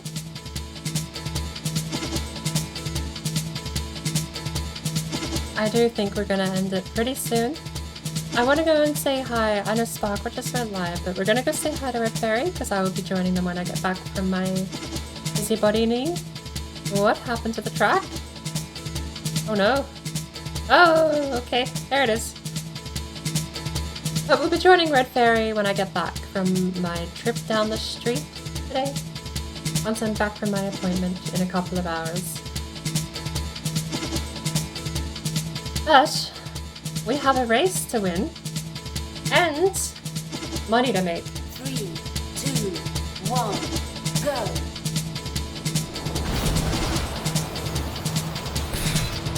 Okay, hang on. This is weird. This is weird. It's slower and it's more agile. And I have magnets now.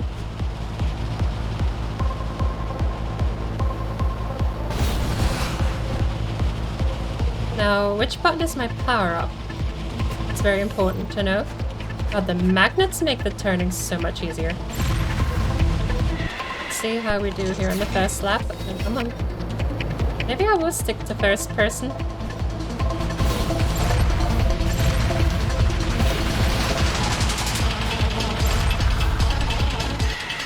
Ah! Did you bring enough hamburgers for everyone, Blue?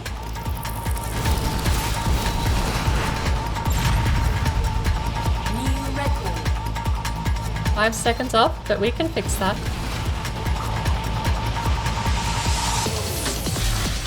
Come on. Get off the barrier. Maybe the magnets also negate the need to skid as much. Maybe they do. Hey! We need to knock off 5 seconds. And the vehicle is turning way too good for my liking. I kind of want to turn off the magnetic generators and just go back to being a skiddy boy. We need to lose more time so I can drive better.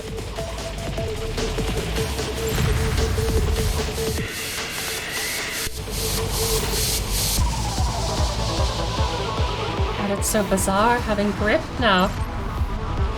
Final lap. New record. It's 52. We need to lose another 2.1 seconds.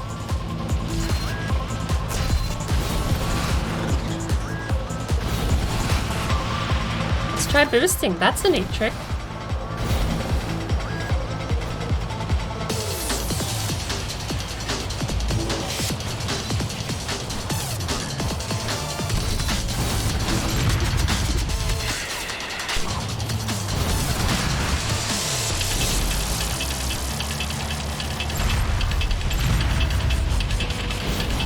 Straightaway, we should be going fast when we can.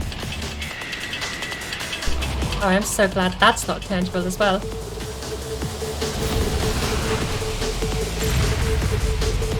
Finish. New record. A 50.8! We were so close. Silver medal awarded. I think we can do better than that. Time attack in 3 laps. Let's go. We can do this. 1, go. I got kind of used to the new models upgrades, so hey, let's keep it clean. First lap is never going to be the quickest because we start from the start line, so let's not waste our boost, but let's also keep our wits about us so we can know the track the next time.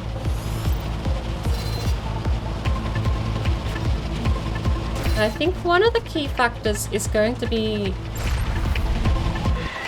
right after this corner, there's the straightaway. So I want to go as fast as possible on the straightaway. 700 seems to be the best the Mark II can do.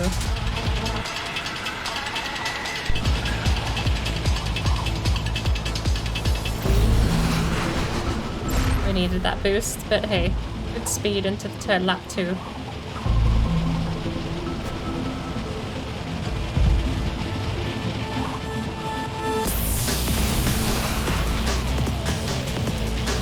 What was our lap time anyway? 3.7 ahead of whatever we did last time.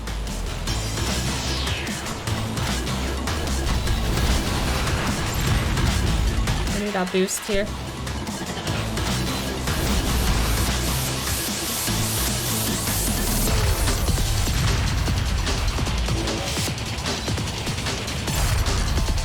We're slower there.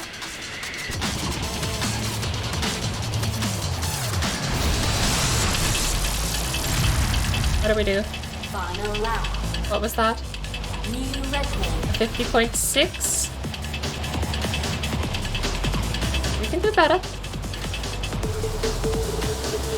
This game is honestly not so bad when you actually know how to drive.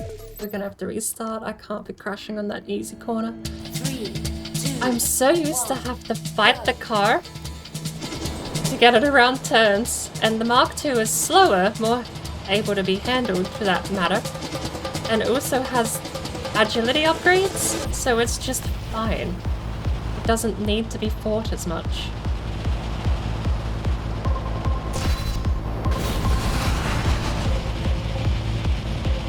I need to stop bouncing off of that for no reason too.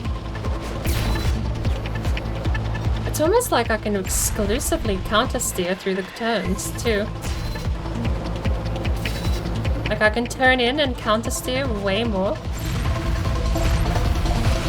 We can get up to 800 if we take that flat out.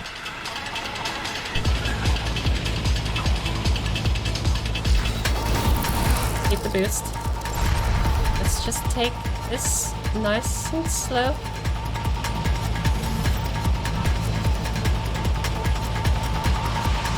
Nobody panic.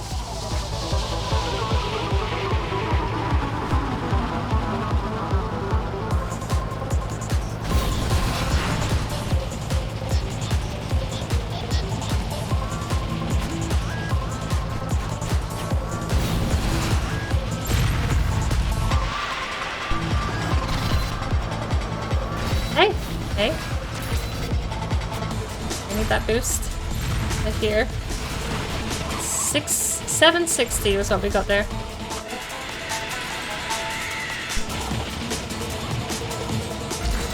Get off the barrier. What did we do? 50.6 is our best. 50.5, we are 0.082 away from that gold medal.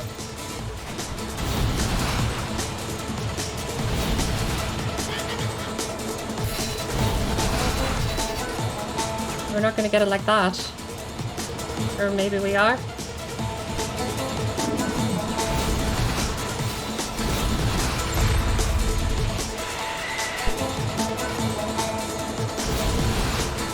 We're out of boost with a straightaway. Maybe we should boost through those. Maybe that'll be better.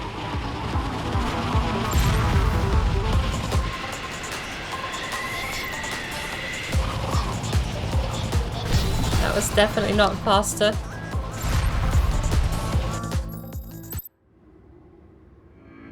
Three, 2, 1, go. You'd not like to do this in first person? It's remarkably easier, actually. I feel a few changes and I get so much more time to react. It's not the right word, but it's like the field of view helps me see angles better, being narrower.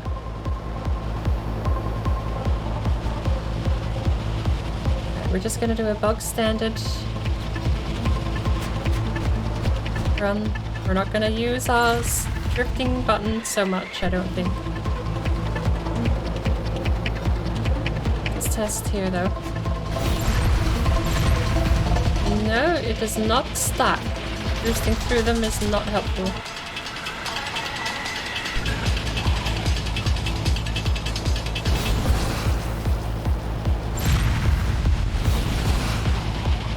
Used up the boost so fast.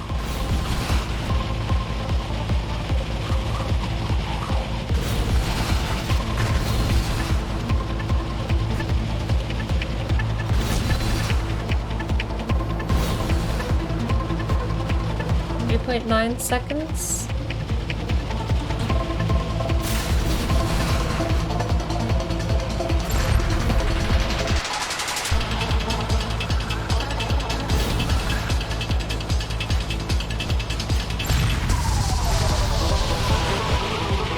760 again, but that's without the full boost bar.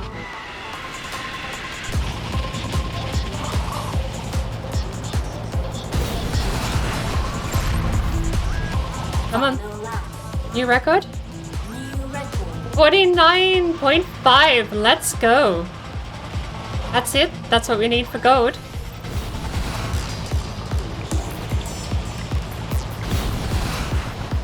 Ay, ay, ay, ay, I went too wide.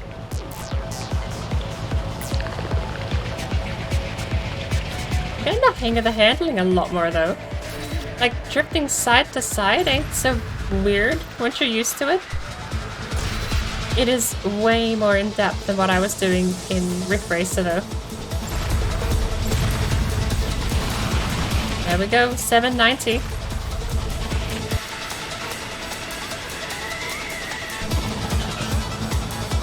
We lose so much time by flying all the way there. We did it! 49 seconds! I don't know if I like or dislike the magnetic couplers though. Gold medal awarded. 14k! Look at us go!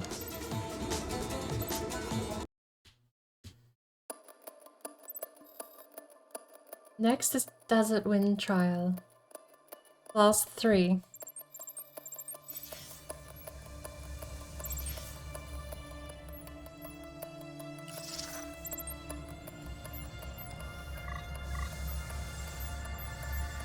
We're gonna go with that one, the technical looking thing. Power-ups are going to be... One upgrade also grants a speed boost while repairing. Overload your magnetic stabilization system, granting unparalleled magnetic grip and handling. Enhanced protection shield system resolves damage from collisions, denies energy drain, and the effect on EMP shockwaves. So we have extra magnetic grip or turbo boost, both. We gotta go for AP though. 3 laps, class 3 speed.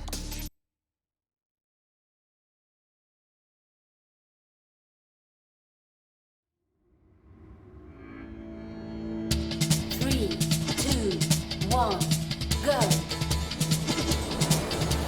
Same track?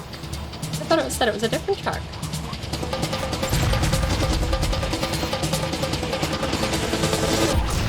Well, it's a different car, that's for sure. Maybe the faster ones can do with the stabilization.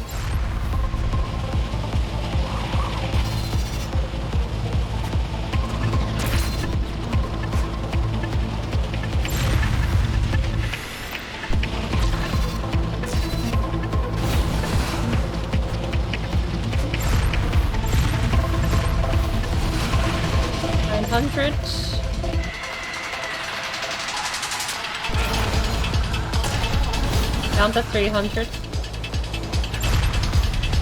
How many G's would that be? How many layers of G-force are we up to? We dropped from 900 miles an hour down to 300. I'd have to go out to third person again so I can see the track. Or maybe I just go back to my augmented magnets.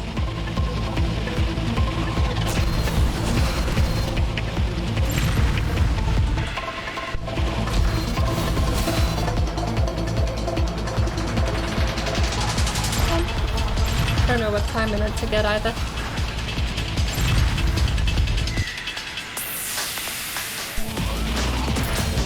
Ooh, come on. Final lap. New record? New record.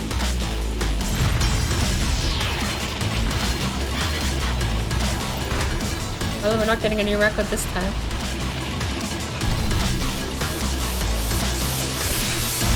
I don't know any of these angles. I was doing so well before.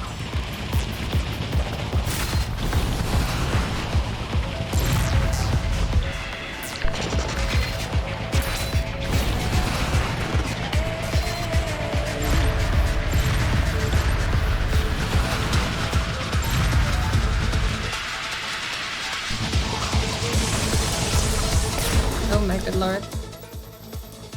Let's the magnetic things back on, shall we?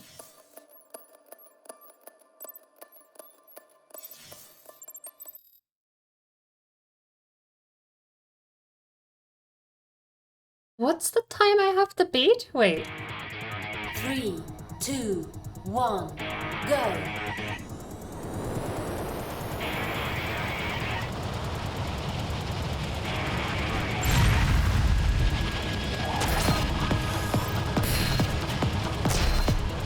That is actually insanely easier to handle. Wow, that is night and day difference. That's insane.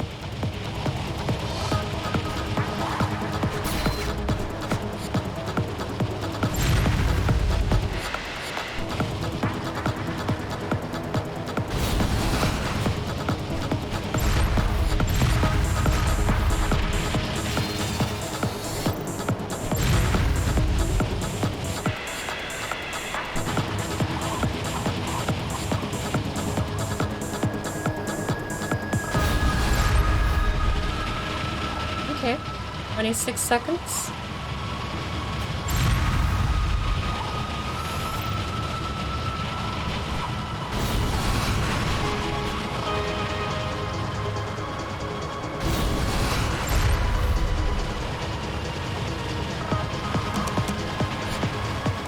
Dang it, dang it, dang it, dang it, dang it, get off the wall.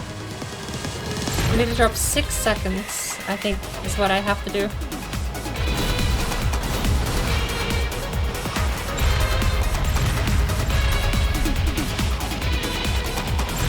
Please look back.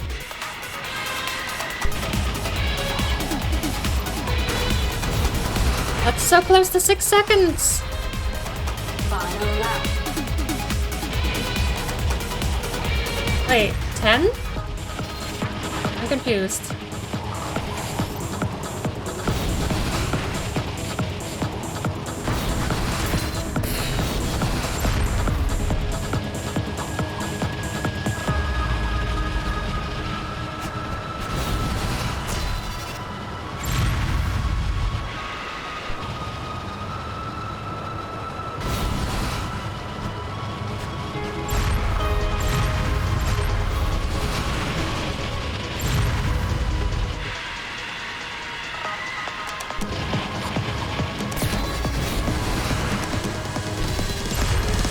Might have been it. Finish. Wait, so...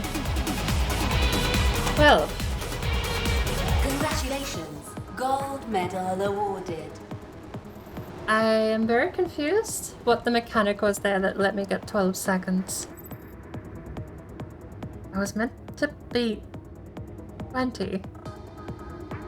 My time 10. Eh? We were not doing laps in 10 seconds, were we? Were we doing laps in 10 seconds?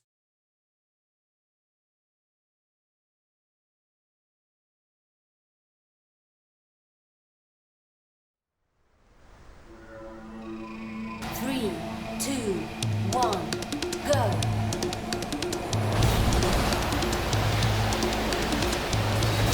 I forgot, there's all power-ups now.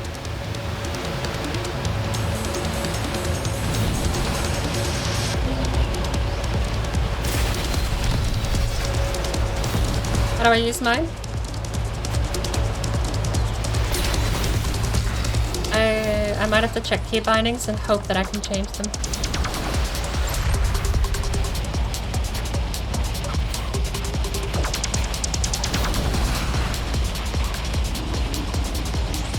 E is look behind. I want X to be the active power-up. Whether or not that is the I don't know.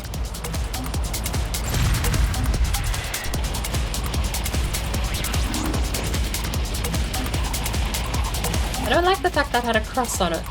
Is there a part where we figure 8 style drive into each other?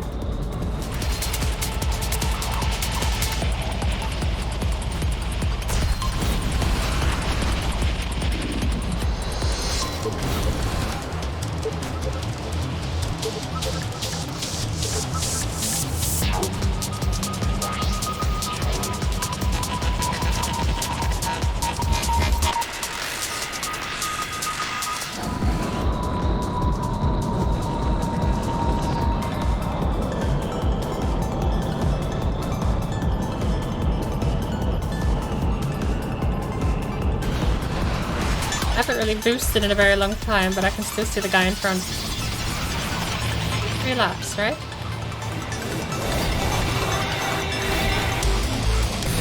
Ow, ow. Hey, guy behind, do you mind overtaking again so I can try and slipstream? No? Okay. Oh, there's a guy in front. Never mind. I don't need it anymore.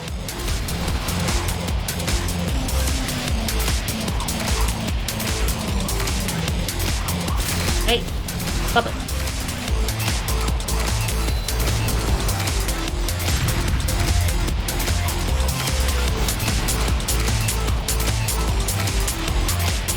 Oh, is this one of those remix tracks where it's every variation rolled into one?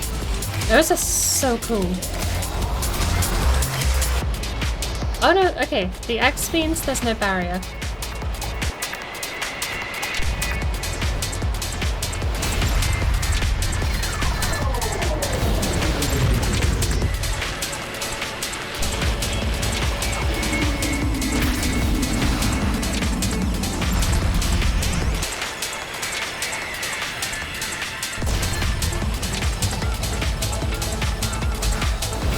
Cool track.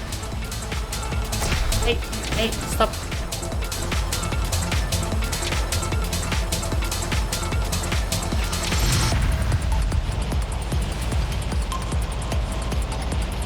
Hello, other track.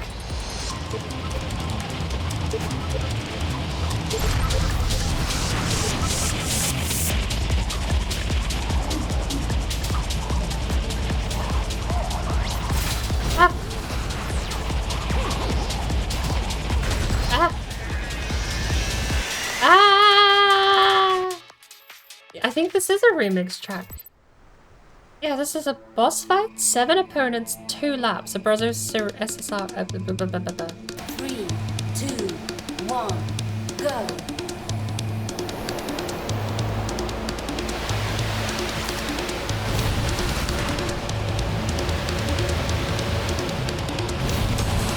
Yeah, because the first lap starts in that loop-de-loop. I really wish I knew how to activate my ability. It's just a nitro boost, but I would like to know.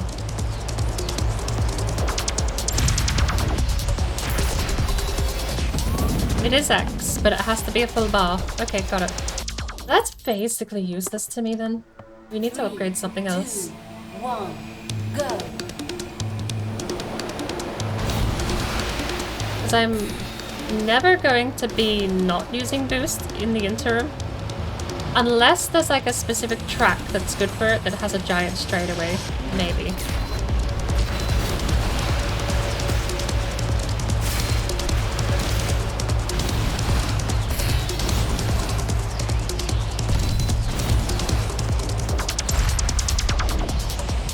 Good lord.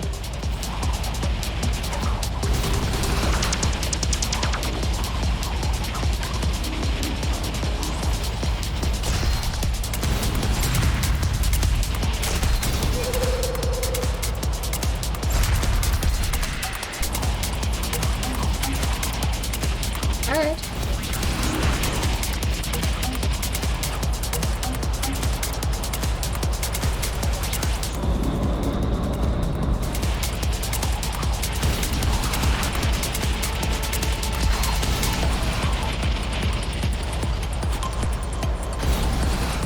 Almost got attacked by someone behind me then. With an EMP bomb.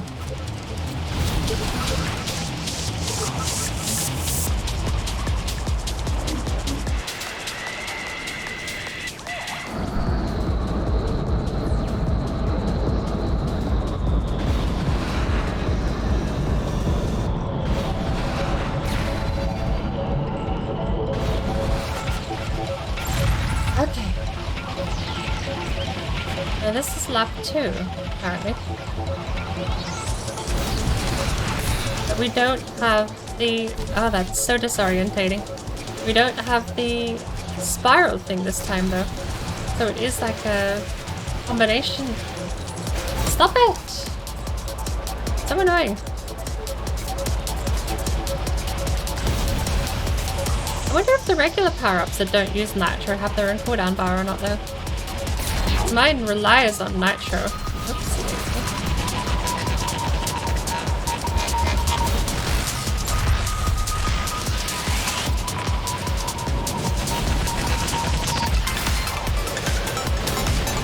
I'm back here.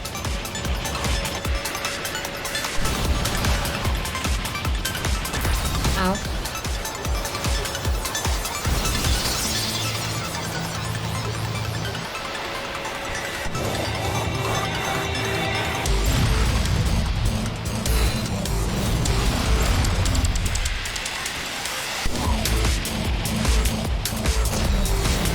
Come on.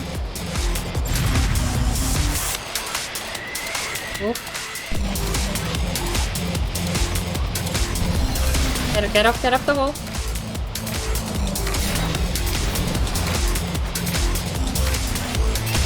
Ah, I handle better now. I don't have to cut so close to the inside.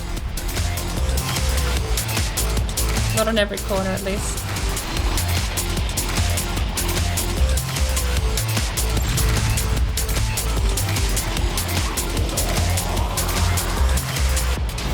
I think the only other video game that's captured this sort of intricate handling model has to be TTI Le Mans.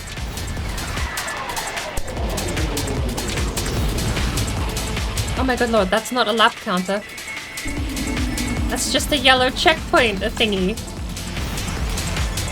It's 2 laps, and we haven't even beaten 1 yet, apparently. TTI Le Mans is very difficult, but not as intense as this. It's just keeping your wits about you so that you know what state the bike is in, and trying to read the track ahead so that you know what's coming up. But the Isle of Man has one hell of a blind corner at some points. Well, at some points. There is one killer blind corner that will get you, but there's a lot of them.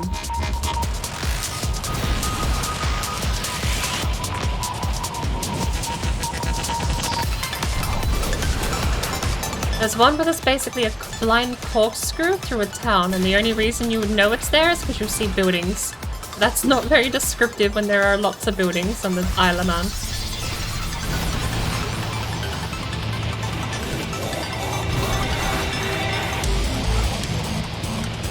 I'd like to stream Isle of Man sometime, but I have a feeling it's going to be a nightmare to stream. It's one of those games that runs a little jank, no matter how good your PC is.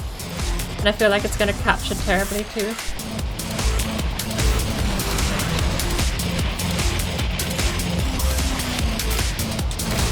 Ooh, cutting it close to the edge there.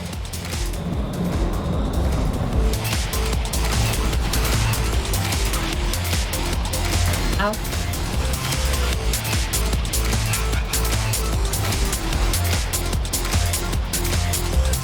We've come a long way since we started this, and we're just trailing behind everyone.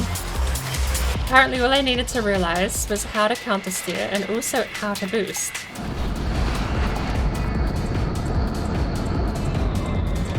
You know, getting a car with a bit of better handling didn't hurt either, but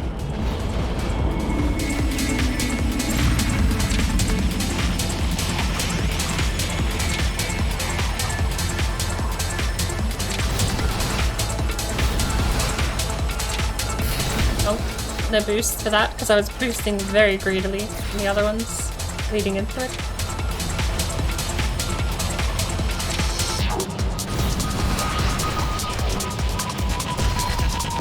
Get up, get up, get up. The arrows misled me. That was way more of a not turn than I thought it would be.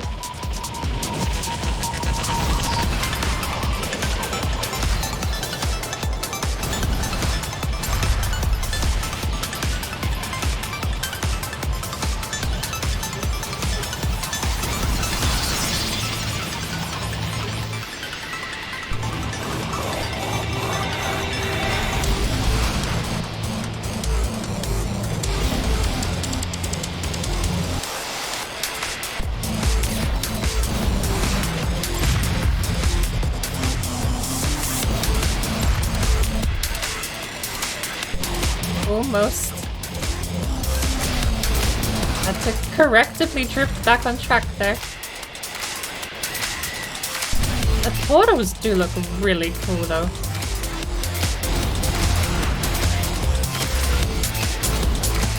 I also want to clarify for anyone here that was present an hour ago that my absolute disdain for Epic Games is nothing to do with the people that take those sponsorship deals. Money is money. Get you that burger, get you that pizza, right? If the sequel is on Epic Games Store, I mean, I was a little sour when Satisfactory moved to the Epic Games Store. I was really looking forward to that one. I'm crashing a lot now, hang on. When Satisfactory moved, that one kind of did annoy me a lot because I was super looking forward to playing that with a group of friends. But I'm not so, like, I'm not trying to take my problems out on the devs. I will fully support the devs of any of these deals, you know, like exclusivity deals or anything of the sort. They move over to Steam after the exclusivity period is over. I'll still support the devs if I like the product. But I'm going to do so on a platform that I think they should appreciate a bit more than the money they're giving. Finish. New record. Congratulations. Gold medal awarded. Wow, what a payday. And there's also a lot of people that just happen to be on the Epic Games Store too, and I don't think they should receive punishment for it. I'm not going to support any developer using the Epic Games Store with the Epic Games Store platform, not through EGS, right? That's the thing. But I'll support them elsewhere. If they have Steam keys on Humble, if they are on Steam and stuff like that, then, you know, fair game. So, let me even have a look. Is the sequel on Steam? Is it even out? Because this got a patch December 2022.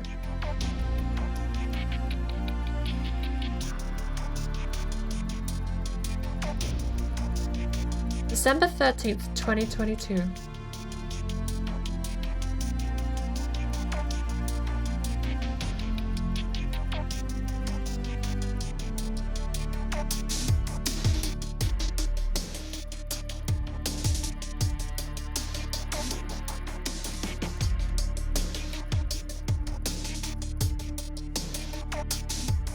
Asphalt 9 is on Steam. Ooh. Redout 2 is on Steam. Well, there you go. Maybe it wasn't an exclusivity thing at all, but that came out June 2022. Published by Saber this time instead of self-published. I know the name Saber, and for some reason it doesn't remind me pleasantly. I see. That's why they probably made the move to Epic Games Store. It's Insurgency, Sandstorm, SnowRunner, the new Dakar game? Looks like the new Dakar game. I don't know, Saber Interactive have quite a few games I've got my eye on, but oh, they did the Ghostbuster video game remaster too, apparently.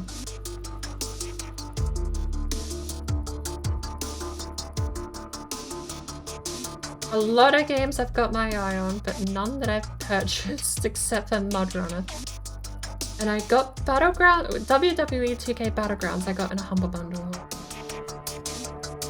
And that's the new Dakar Rally game. Is that any good? Because Dakar 2018, for lack of a better word and to not go into it too much, Dakar 2018 kinda ain't that great these days. Compared to even like arcade dirt games.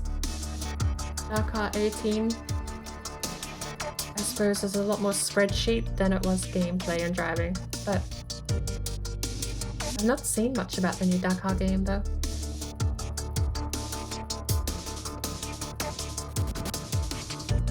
I think it took me a week to get Dakar 18 to work even with the wheel. Although I found a nice workaround with the wheel in hindsight, which I wish I'd thought of earlier.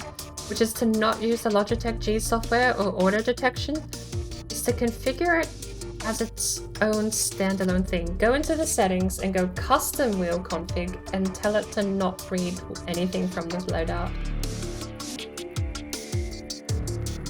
Rainbow downpour. What is this?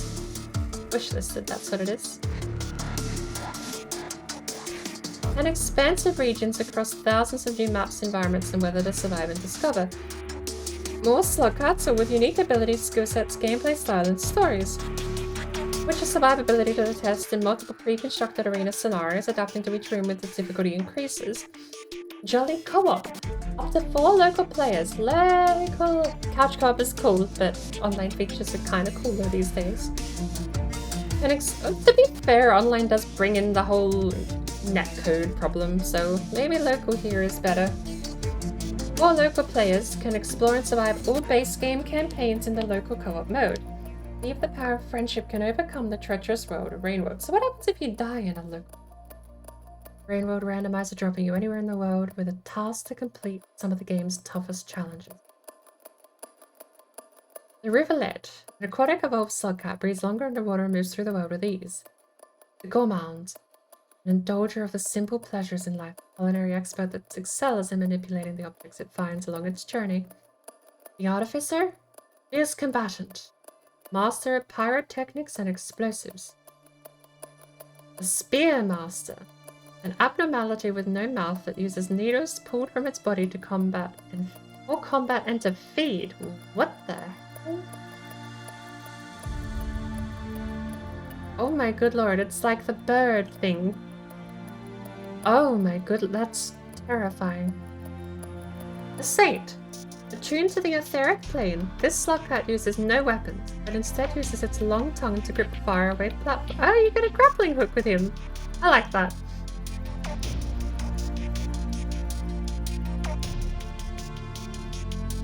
Before I buy the DLC, maybe I should go have a look at the base game again and see if I'd even like to get it. Oh, I own the soundtrack. Oh, I totally have to download the soundtrack. Keep an eye on the time, it's 5. Alright, yeah, I gotta pack up and I think I gotta head out. We're gonna go raid Red Fairy. We'll tie up things here, we're not just gonna run and bail, but...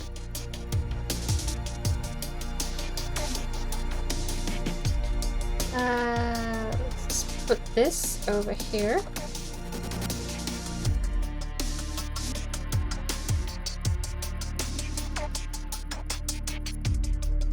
I was reading the Rainworld Steam store page because I saw the update just released.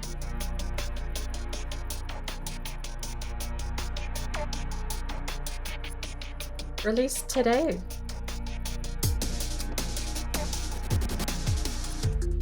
GTFO has new prisoner apparel, wingspan patch for January 2019. Phasmo version 8.1 and onwards to preview. Dying Light doing Lunar New Year. Why did Lunar New Year become such a popular thing? I remember it being in League, but in hindsight that kind of makes sense.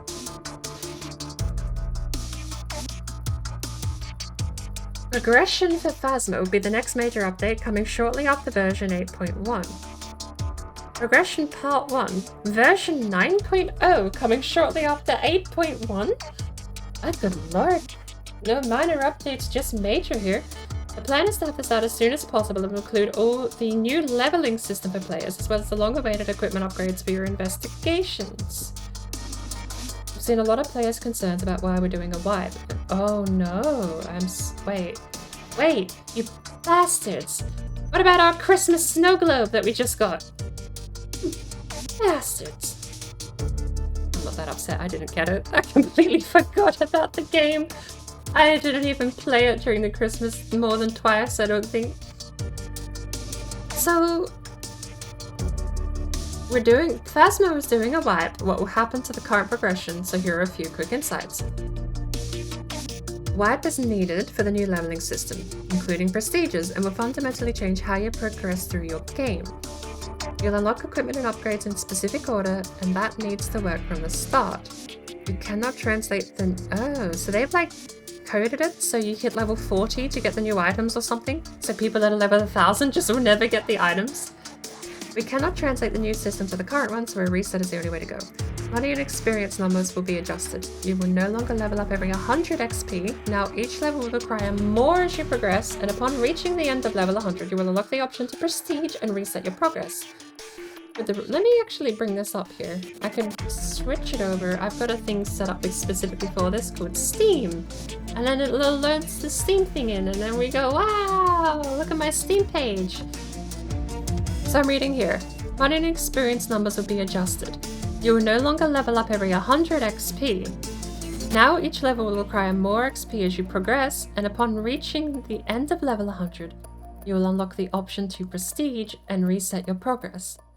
With the reward of a new badge and a title for your ID card, your current level will be saved, and in the future, we will give you a unique badge for your player character to show off how far you made it. Rewipe. These will have different colors and materials depending on how high your level was. This will be the only way to unlock this specific badge, so get grinding. The new difficulties. 8.1 will provide much needed custom difficulty value overhauls. The plan is to reduce the maximum reward multiplier from 24 down to around 15. The Apocalypse challenge requirements will also be reduced to match, making custom games much closer in rewards to our default difficulty counterparts.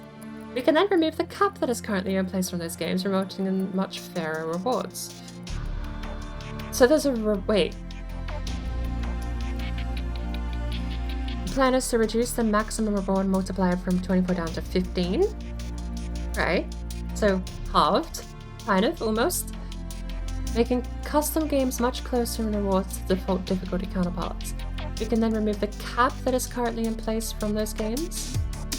So there's a custom difficulty payout cap, resulting in much fairer rewards and less feel bad or not playing the most optimal settings to farm XP and money.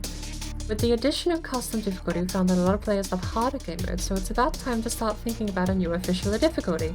Insanity. So we had Nightmare. I haven't even touched it. Don't really think I'm that set up for it. Now Insanity. Feeling brave, these ghosts don't mess around. Ghosts will hide. Are you kidding me? Ghosts will hide 2 types of evidence. So it's behavioral study almost exclusively. Or hide as in hide and you can find it. Hide and seek, hide. Or hide as in you're screwed. No cursed possession, so you don't get cursed objects. You get 1 piece of evidence.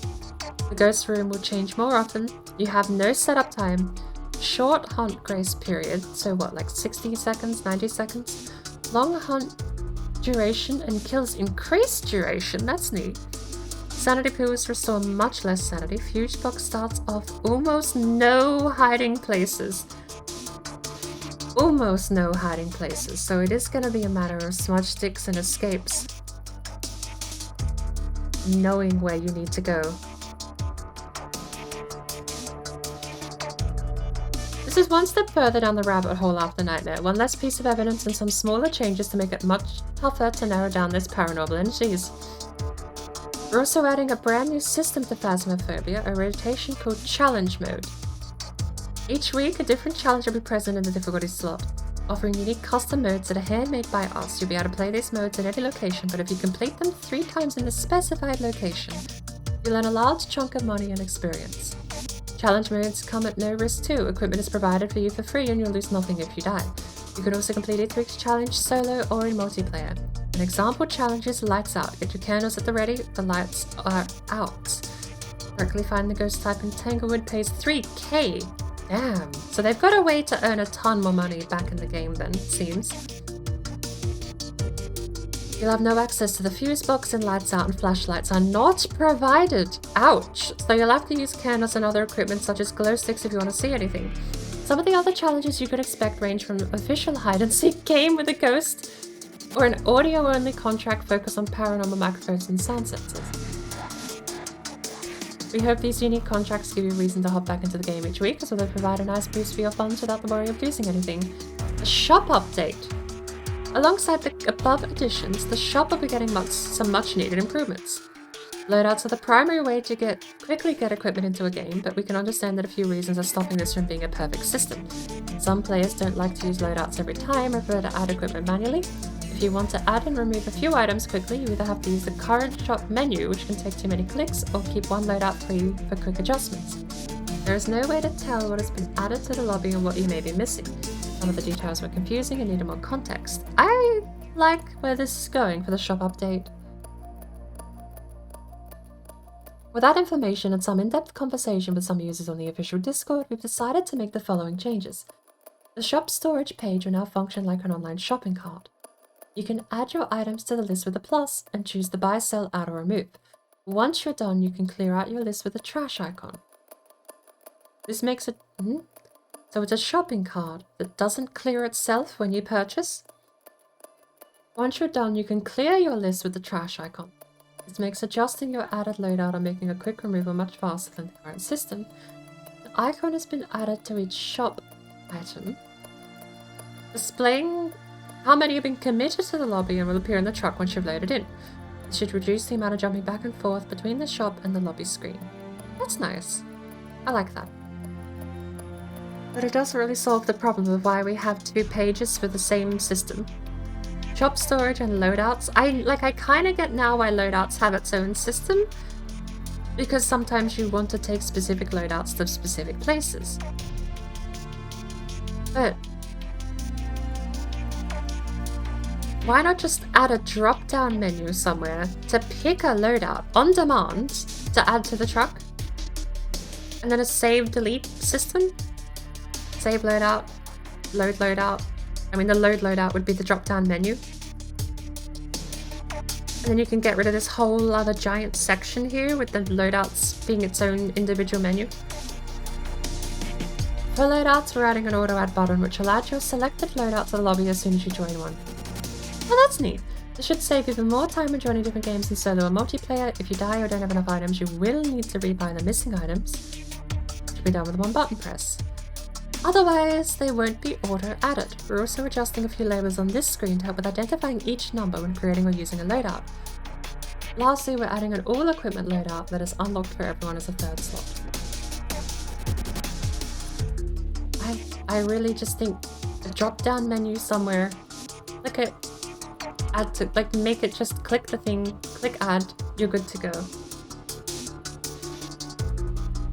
But then you've got the shopping cart. Like, clearly this menu on the side here is both the shopping cart and the loadout equipment system, so I don't know. I'll have to see it in action. While developing 8.1, we noticed some strange runes in the warehouse lobby. What could these mean? Are there more? Who knows? Apparently you need a ultraviolet light to see them, so I don't know how anyone's going to find that without being able to pick up equipment these days. That's it for Development Preview 7. We'll catch you with some more teasers soon. I kind of like the Phasma team. They are keeping that game way more up to date than I thought it was going to have the lifespan for. And the other, what I was reading before, was Rain World. I don't have Rain World. Oh, no, there it is. Update queued. And there's the soundtrack. Get that on my computer. Wait, I already have it. I just realized I already have it. Never mind.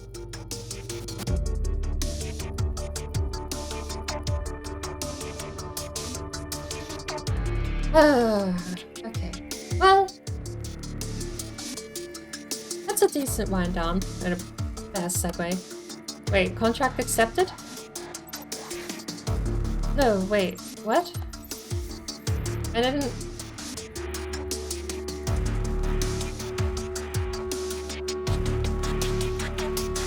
Contract with Solha. I am so glad that it turned out in my favor.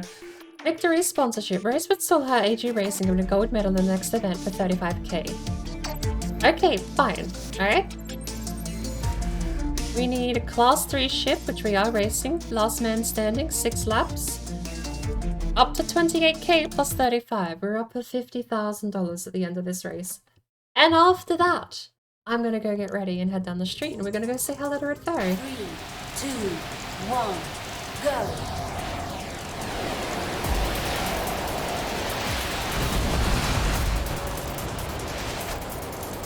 The sun sets on my Get up.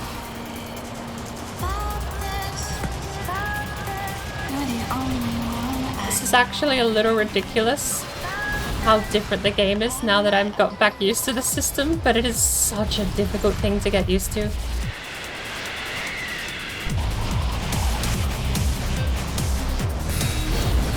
I remember reading in the forums, there were like people saying that bouncing is part of the mechanic, but I really think it isn't. It doesn't need to be, depending on how you've designed your ship. Maybe there's like a meta that bounces because it's all speed, no agility. new record. 6 laps, 5 to go.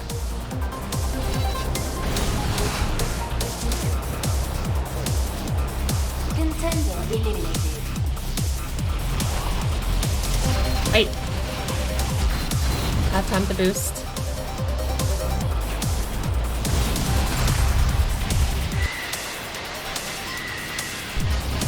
We do gain speed in the class 3. It seems like there is a terminal velocity for each class, and falling does give you that terminal velocity. You just have to hang around long enough to hit it.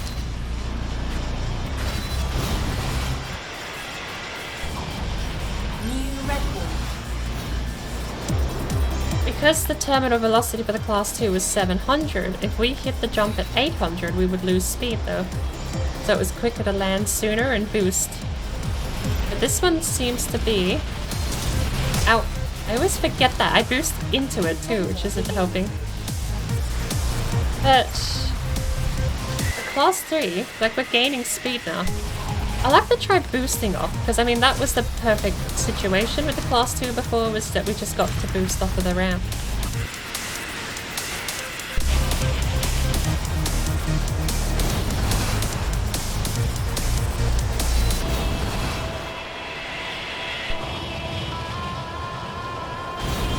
Alright, next lap we're gonna try some hang time.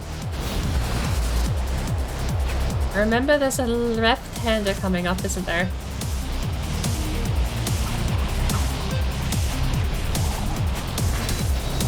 Too narrow that time. Oh well. I think we lost more speed hitting the inside than the outside of that corner.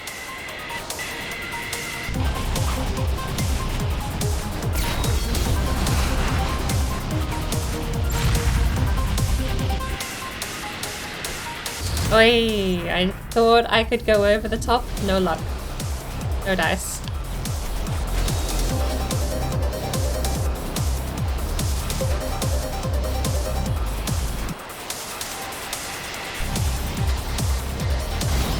Yeah, but the crash, I don't think we're setting any new records there.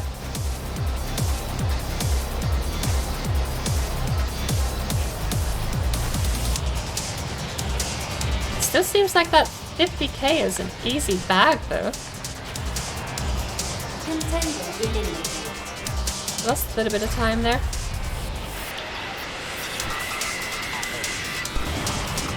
So piloting up slows you down, makes sense. It's gotta be a smooth curve down then. That was cutting it a bit close again.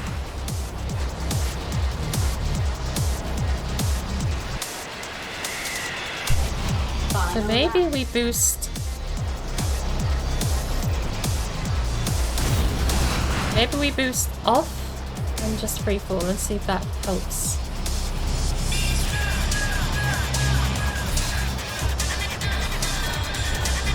Ah, yep.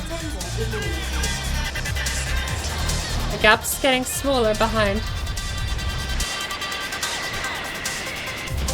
We're ending on about 690 around there.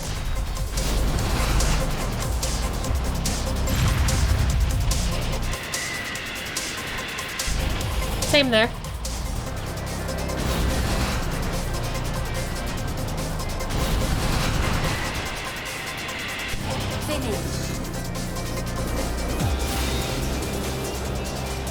We didn't even manage to pull off a full lap with the technique, but hey, Gold medal awarded. We won the contract at least.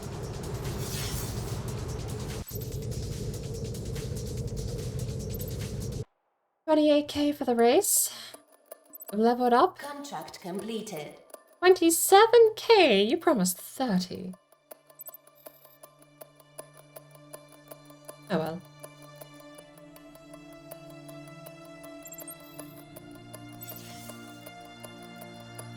Blue and red trial at Volcano. Ah, that's one we haven't unlocked. Okay.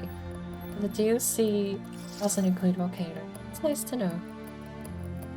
We got 160K. We still earn quite a lot of money actually from that. Let's have a quick look. Power up section here because we need something better than boost. We're never going to use that. I think I have it there kind of as like a catch-22 so I can use it to get back up to speed. But on a good race I should never need it. And on a bad race I'm probably using boost too much anyway to use it. Enhanced protection shield, energy drainer. We do have repair ship, which honestly doesn't seem like such a bad idea.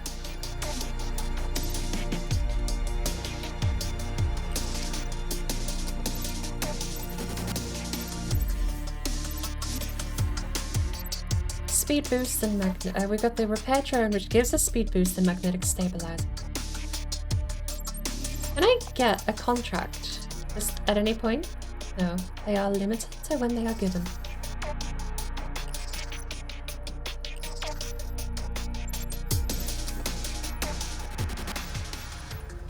I have fully upgraded the level 1 Sulha class. Or the class 1 Sulha.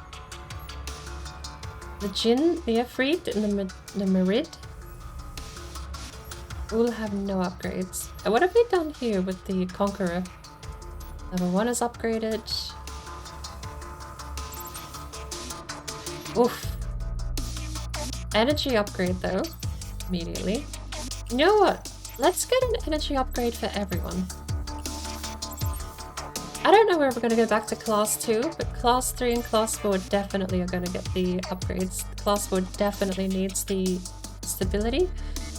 Magnets? Why not, right? And then, you know what? We're fully upgrading the class 4.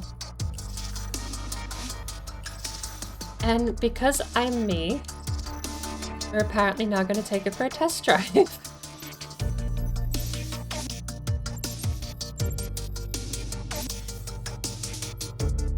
We still haven't unlocked Volcano. Oh, we do have Underground Tour. Let's give that a spin. The class 4 Merit with Turbo Boost. Oh, we want the repair drone and the magnetic stabilizers.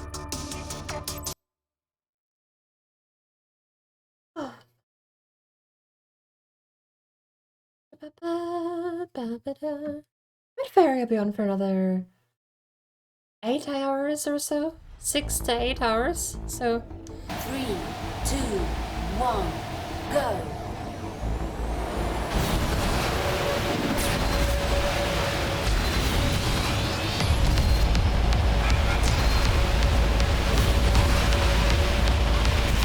ow, ow, ow.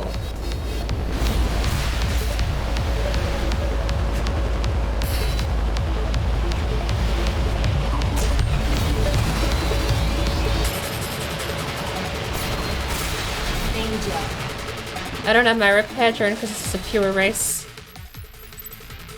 Let's load out a power upgrade, shall we? Just a race. 4 laps, 7 opponents. At the volcano. I don't know the track either, and it's got a couple of tight, twisty turns apparently.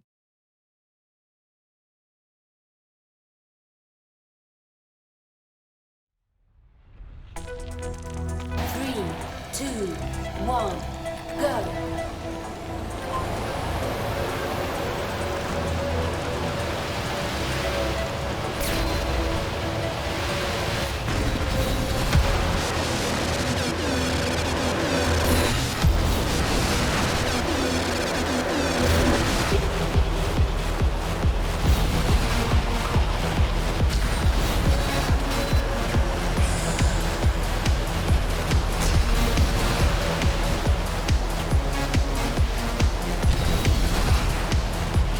better now. Oi, oi, oi, oh.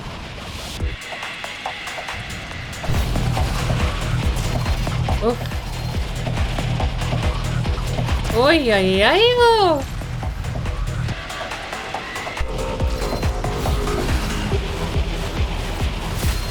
New record.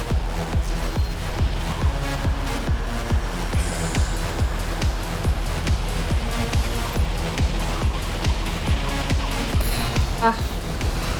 That quarter always catches me off, but okay. We're okay now. Hey. I'm down.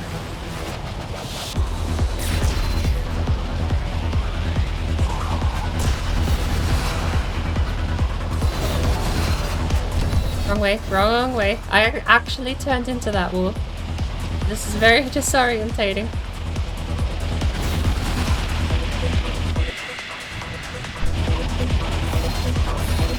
And it's very drifty at this speed. I don't think anything I can do can stop it swaying from side to side like it is. Oh, good lord. I actually turned way sooner than I thought there. New record. Really?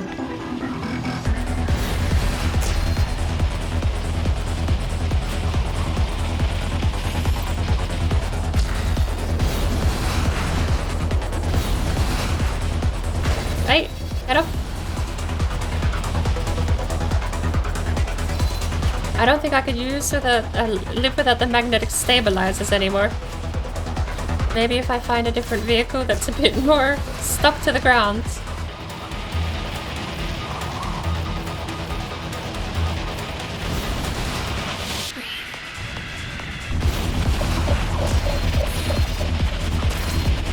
Good lord, though.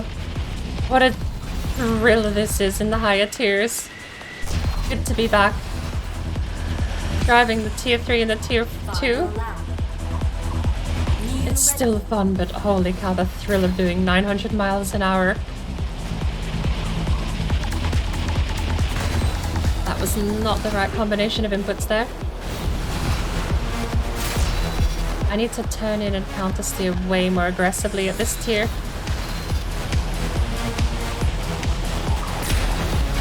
Stop turning into the wall too would help.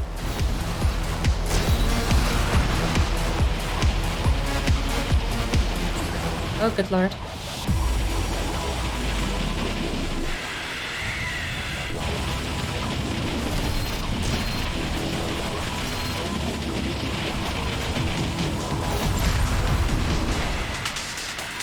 There's a boundary there. There's a death ceiling there. Oh my good lord.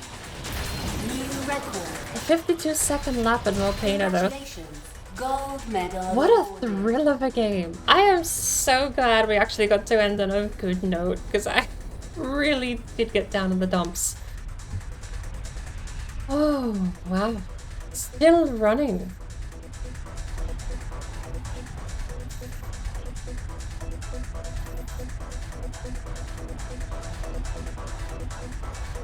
My Rid's clearly got the upper class here. The extra speed apparently kinda matters. Who is in last place? What did you do?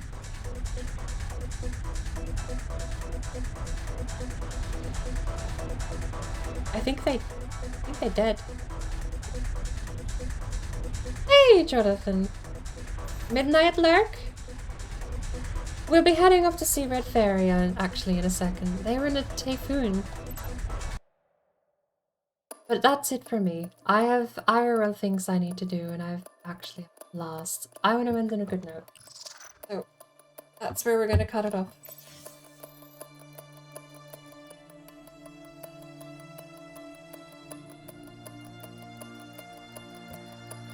Turn the music up a little bit. Let's make sure that Red Fairy is actually online. I gotta stop leaning on my desk at my elbows because it's made my hands go numb.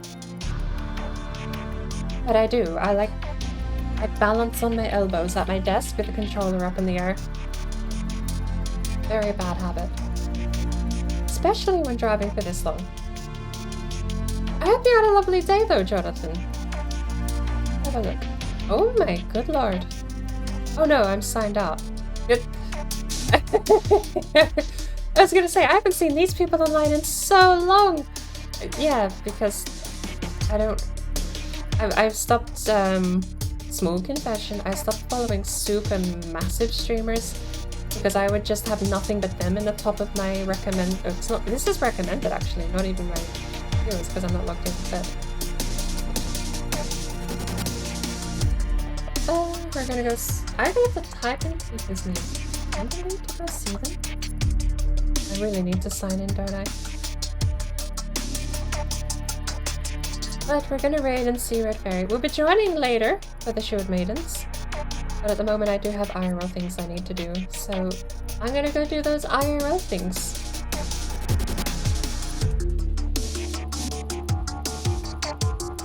I don't need to type raid into her channel. It would be awkward to raid herself into her channel. I've had a blast. You've had a good day and good stream? Glad to hear. Is it more Valheim today?